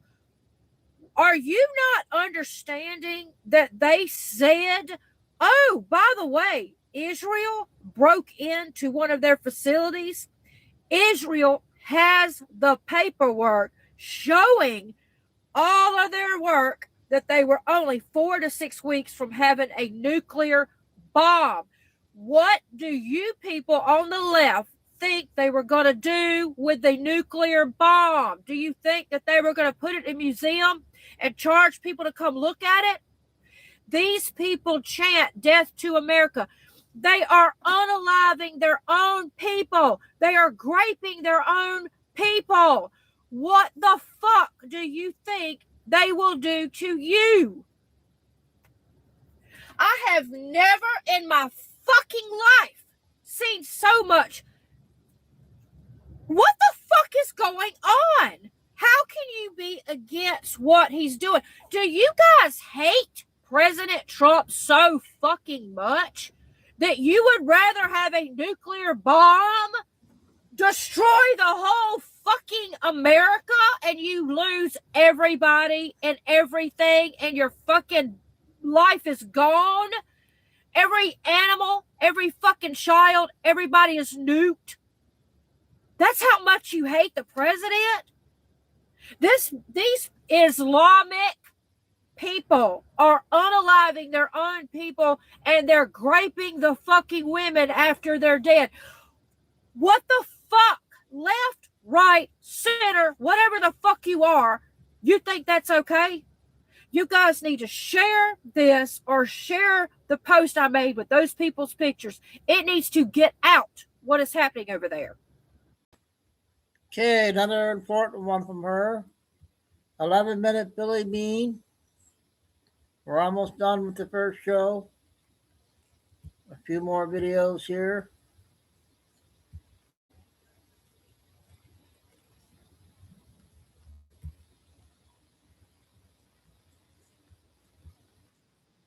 Truth? Billy Bean, today's date, April 21, 2026, time in Texas, about 9 a.m.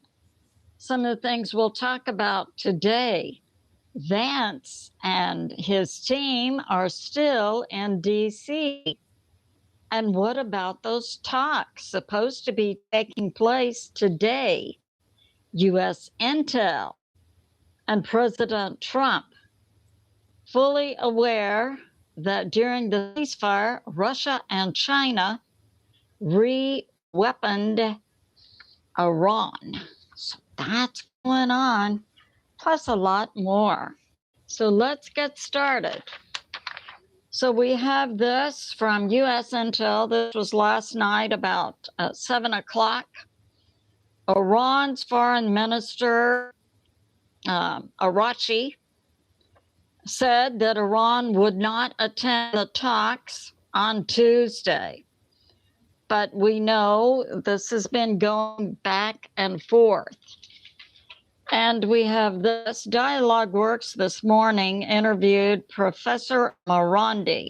He's a prof in Iran, who said Iran is not going to the talks and says Iran has weapons not seen before, and that with these, Iran will destroy Israel, the Gulf states, and the U.S. And we have this from U.S. Intel. So this morning, Tuesday, Vice President Vance, Steve Witkoff, and Jared Kushner are still on the ground in Washington, D.C. And it's being put forth that the talks have been rescheduled to late Wednesday.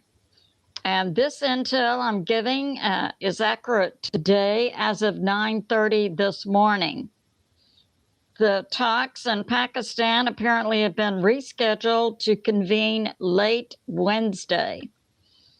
But for the past few days, support staff for both the U.S. and Iran have been arriving in Pakistan. And we have this, a sticking point for Iran agreeing to go to the talks publicly is Iran wants the U.S. to drop its blockade.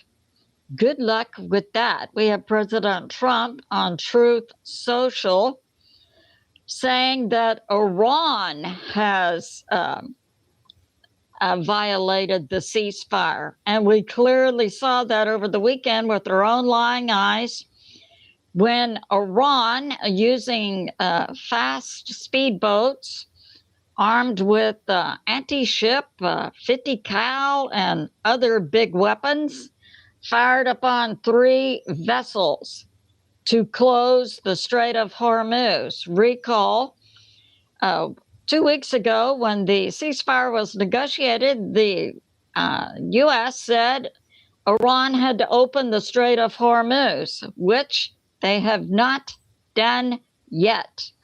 And also a sticking point for Iran. Iran wants the Tusca back. Well, Iran, I got this to say to you. F around and find out. With China delivering chemicals you need, apparently, for your ballistic missiles. You ain't getting the Tusca back. And we have this.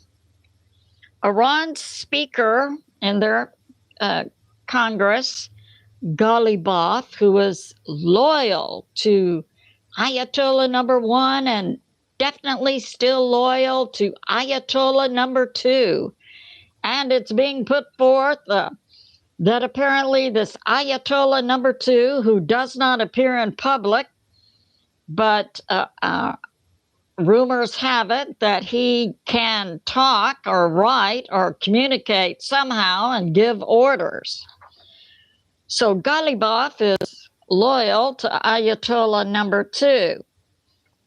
Says that the ceasefire helped Iran. And we saw the U.S. taking down a weapons load from China, the Tusca. But apparently, China and Russia have been able to get into Iran during the ceasefire to re-weapon Iran. And that Iran, U.S. intel, preps to use new weapons. And during the ceasefire, 4 Chinese cargo jets did land in Iran to deliver weapons. And we have this. Russia also resupplied Iran through the Caspian Sea. So that's going on, and it's believed by the U.S. military plus military analyst that China and Russia have brought to Iran new weapons. Now, let's ponder a point here.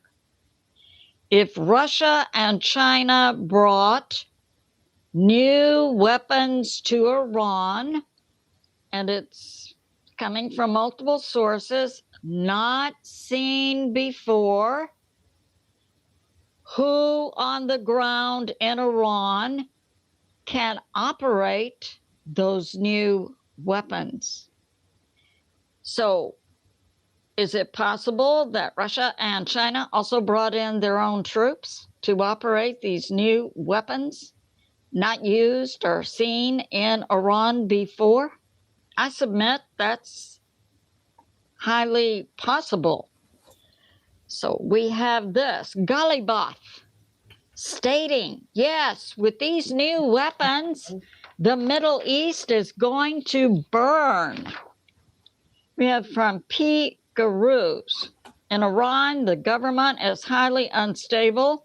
It's unknown who is actually in control.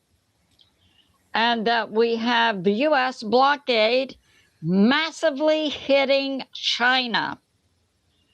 And he puts forth, if the Strait of Hormuz or the U.S. blockade is not taken down within 4 to 10 days to allow Chinese ships to go in and get oil and come out, then it's highly unlikely that President Trump's scheduled meeting with Xi in May will take place. Why? Because it appears within 4 to 10 days, it's possible that China will absolutely collapse. And we saw China red-handed caught by the U.S. Marines and the U.S. Navy trying to sneak in chemicals for Iran to use in their ballistic missiles in the Tuska. We have this from President Trump. If the U.S. takes down bridges, strategic bridges in Iran, this is coming from also a source, strategic planning. It would isolate the IRGC. They cannot be reinforced from other IRGC groups. And this will help the Iranian people, along with help from inside Iran, take down the IRGC. We have this from Ward Carroll, who interviewed a retired admiral recently, talking about the U.S. military in Iran is using 10 to 15% of U.S. military power. But if and when the U.S. goes against China, the U.S. military will use everything they have except for something in deep maintenance. And that the U.S. military, the best trained in the history of the world, is also combat hardened, while China's military has 0 soldiers or officers who have actually been in combat. Plus, as I've put out on previous videos, Xi, over the past 3 to 6 months, has purged the military of its top generals and officers and has, according to military analysts, destroyed the chain of command in China's military. And we have this, yes. And President Xi of China says to President Trump, China is not sending weapons to Iran.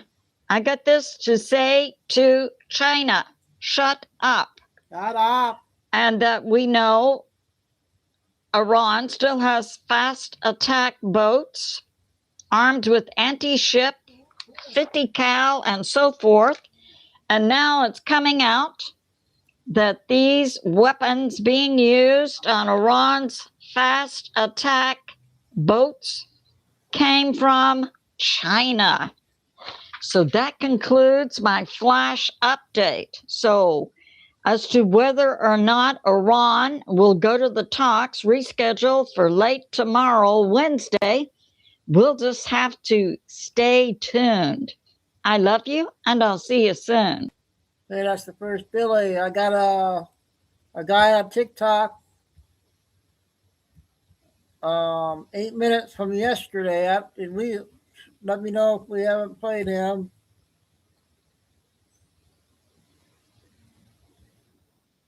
Fine Eagle is working, so we have. I don't think we played this one. It is April 21st, the year of our Lord, 2026. 8 minutes. I want to introduce you to somebody, and just stay with me. That's Marissa Rand. I don't think I played him this one. This was it from talking. This little post that you had here was from yesterday. Okay.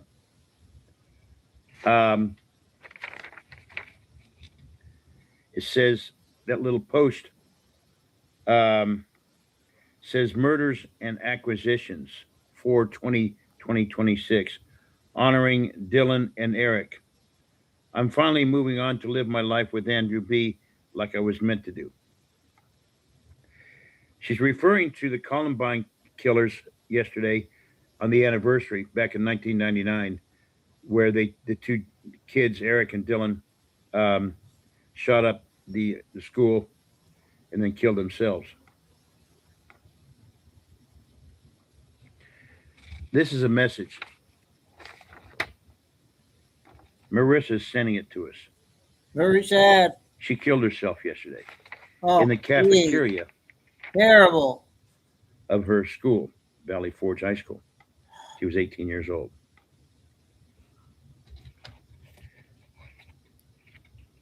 This is a message.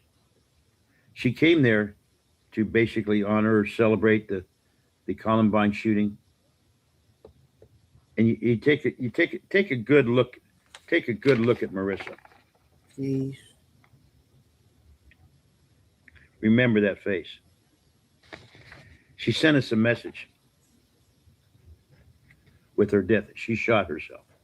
She came to the school intent, I guess, on celebrating the Columbine killing, but she was averted and she took her own life.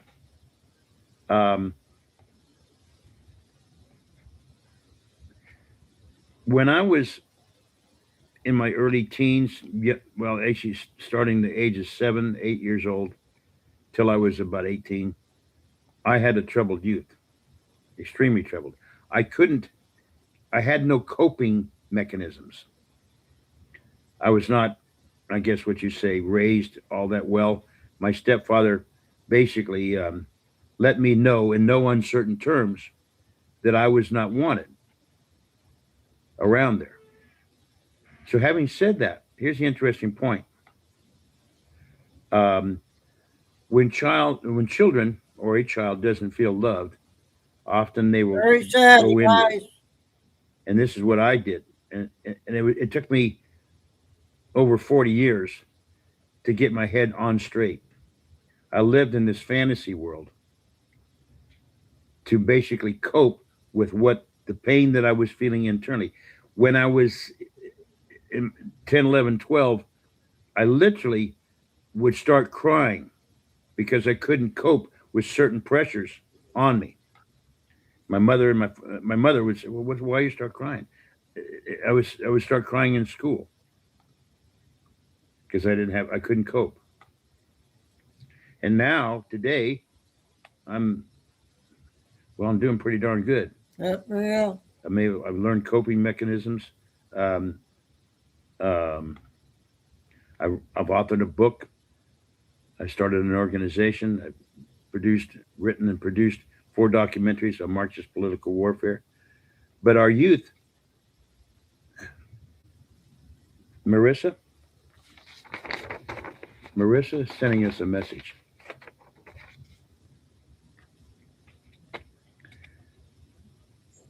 There are hundreds and hundreds of thousands of children out there in our schools living within such internal pain. I don't know if anybody have ever heard of a person when they cut themselves. Have you heard cutters? I helped when I decided to get sober almost 30 years ago. I met a young man that told me he was hurting himself. I mean, it didn't click at first. Many of these children are in so much psychological pain or anxiety that, this, I get emotional thinking about this.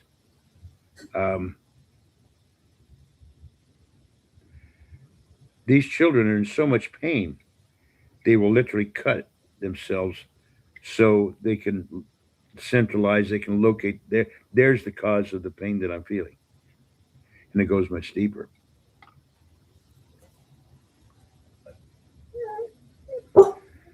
This is a message. Marissa is sending us a message. What? What is the solution? What is the outcome? What is the solution? Well, we know one thing, and I know one thing, is that we need to put a public service announcement out like I'm doing right now. And this is for parents all across the country, all across the world, all across the country, United States. Pay attention to your child. Talk to somebody who knows, don't talk to me. Talk to somebody who knows, a psychologist, and learn the skills that a parent needs to recognize when their child is having psychological problems. They're going to be silent. They're going to suffer in silence, many of them. Some of them, there may be a handful that don't suffer. They're outraged. But most of them will suffer in silence, like I did.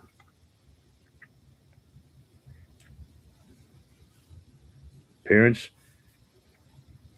watch your children. Watch for those signs. This is Prayers out to her family. The hair, the makeup, the things in her mouth, the I guess the ornaments, the spikes, whatever it was called, the tabs, whatever they're called. This is a message.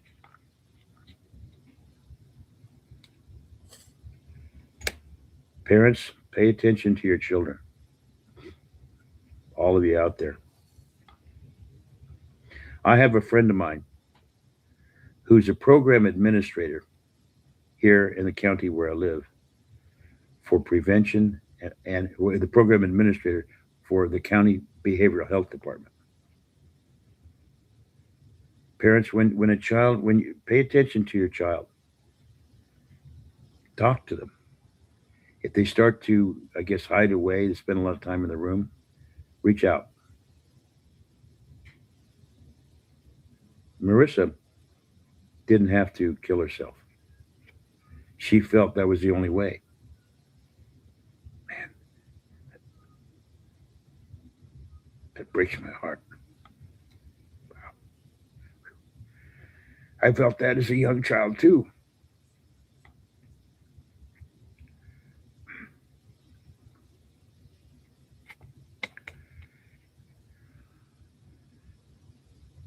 Parents, reach out. Keep an eye on your kids. Talk to you soon. Very sad. I'll do a few more, you guys.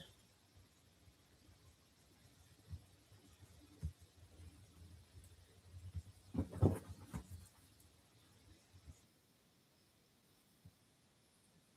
3-minute one and finish off with a 5-minute one. As one of the best.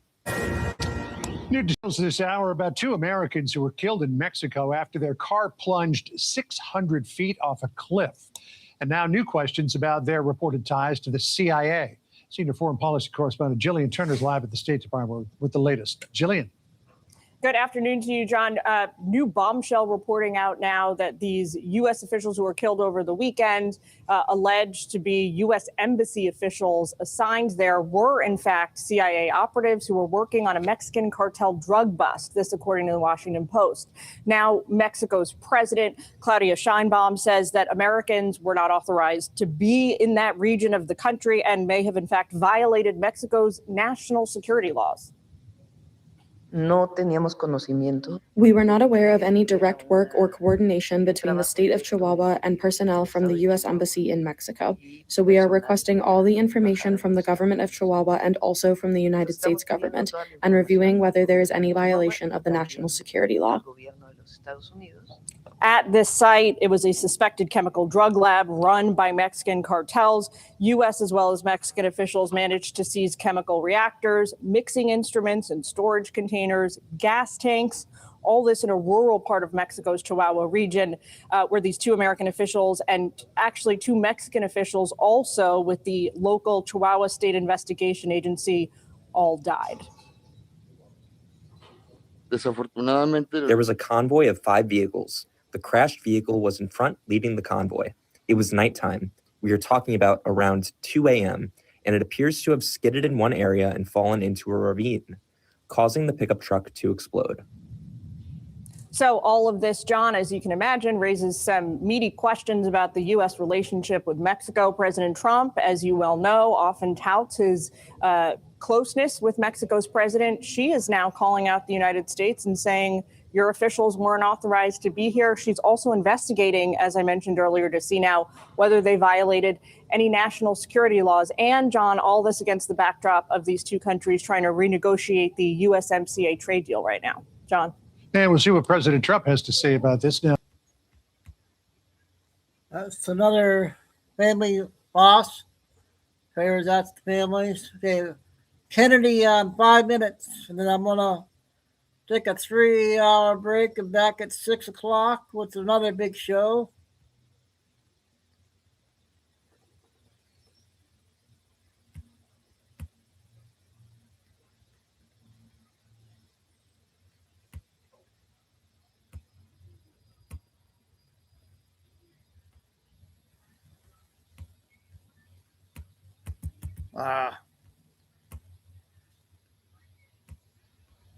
Come on.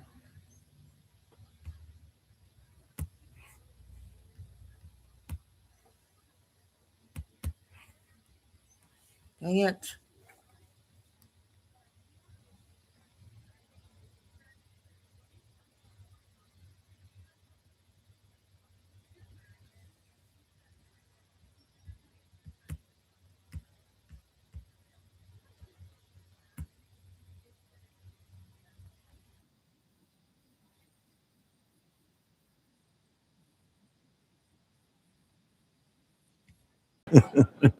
Professor, what's a puppet?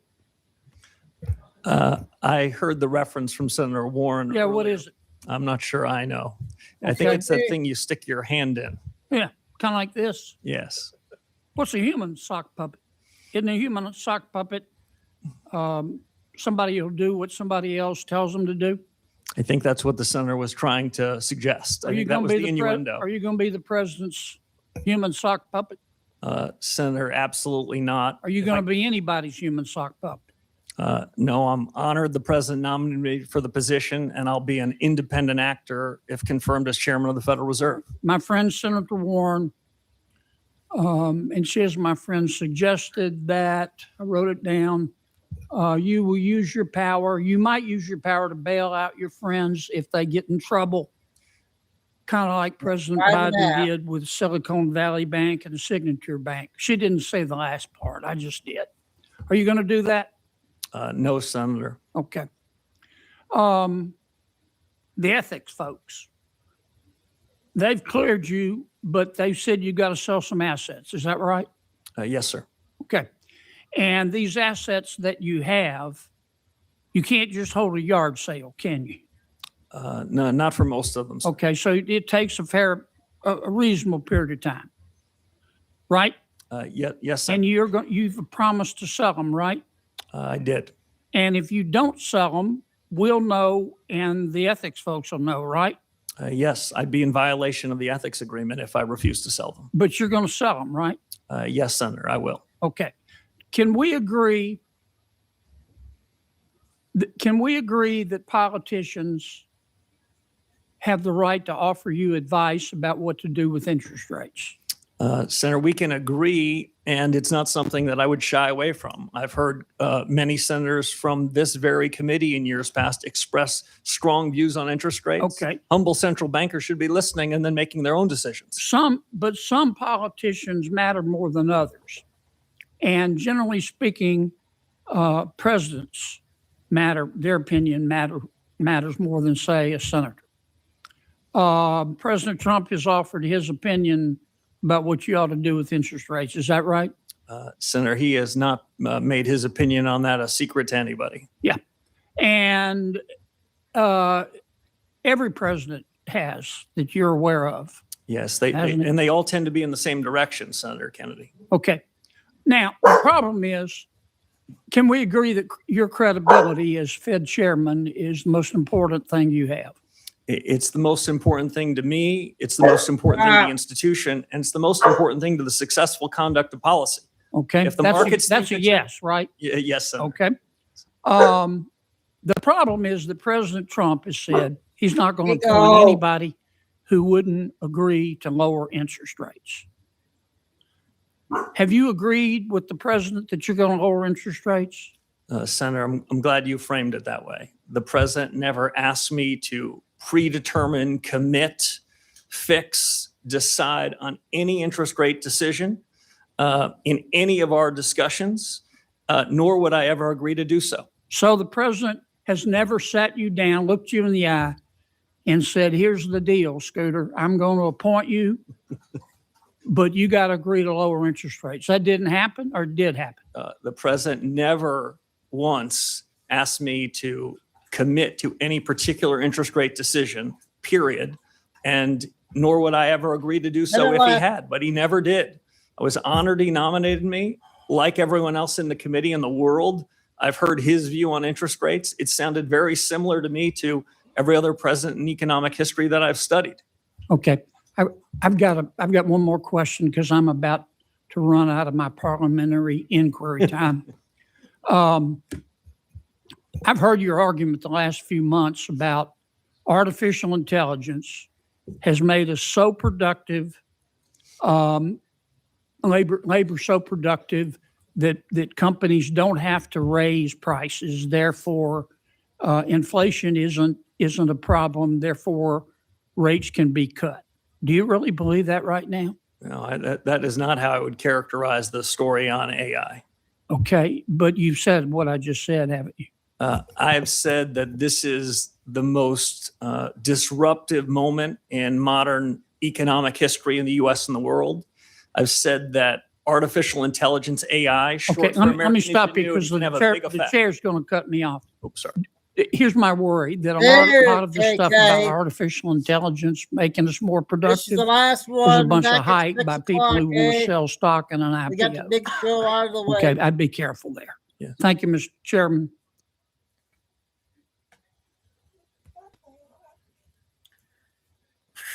What a big show we had there for show number one. We got another. We'll do all our regular videos on the second show. We got the YouTube lady has a couple funny ones on there today, I think. So everybody have a good dinner. and then come back and we'll go again with more good stuff tonight.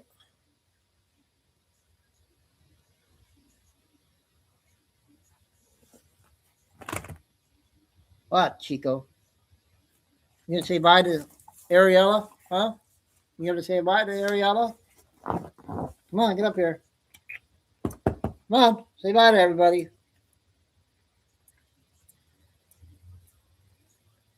Thanks, Maria. Yep. A lot of good stuff coming out. Everything's coming out.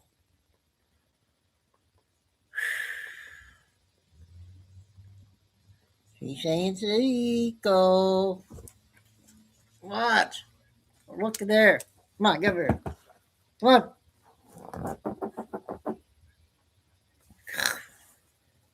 Huh? Get up here. Come on. Come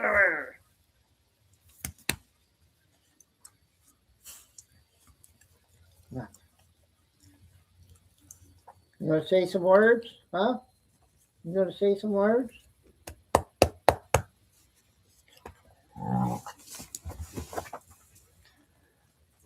All right, you guys. We'll see you in a little bit. And it's Super Taco Tuesday. And okay, can you tell Chad about what you texted me on about that? I don't know what's going on with that Bible stuff for later, so we'll just play it by ear. So, thanks, mods. We'll see K, Jim. Finally go out of work, I think. And then AK coming in, and we'll see you all a little bit, about 6. Stay safe, stay stay safe, stay strong, keep the faith. Never give up. And please hit the like. And signing off, show number 1, Chico and Dude. We'll see you all soon.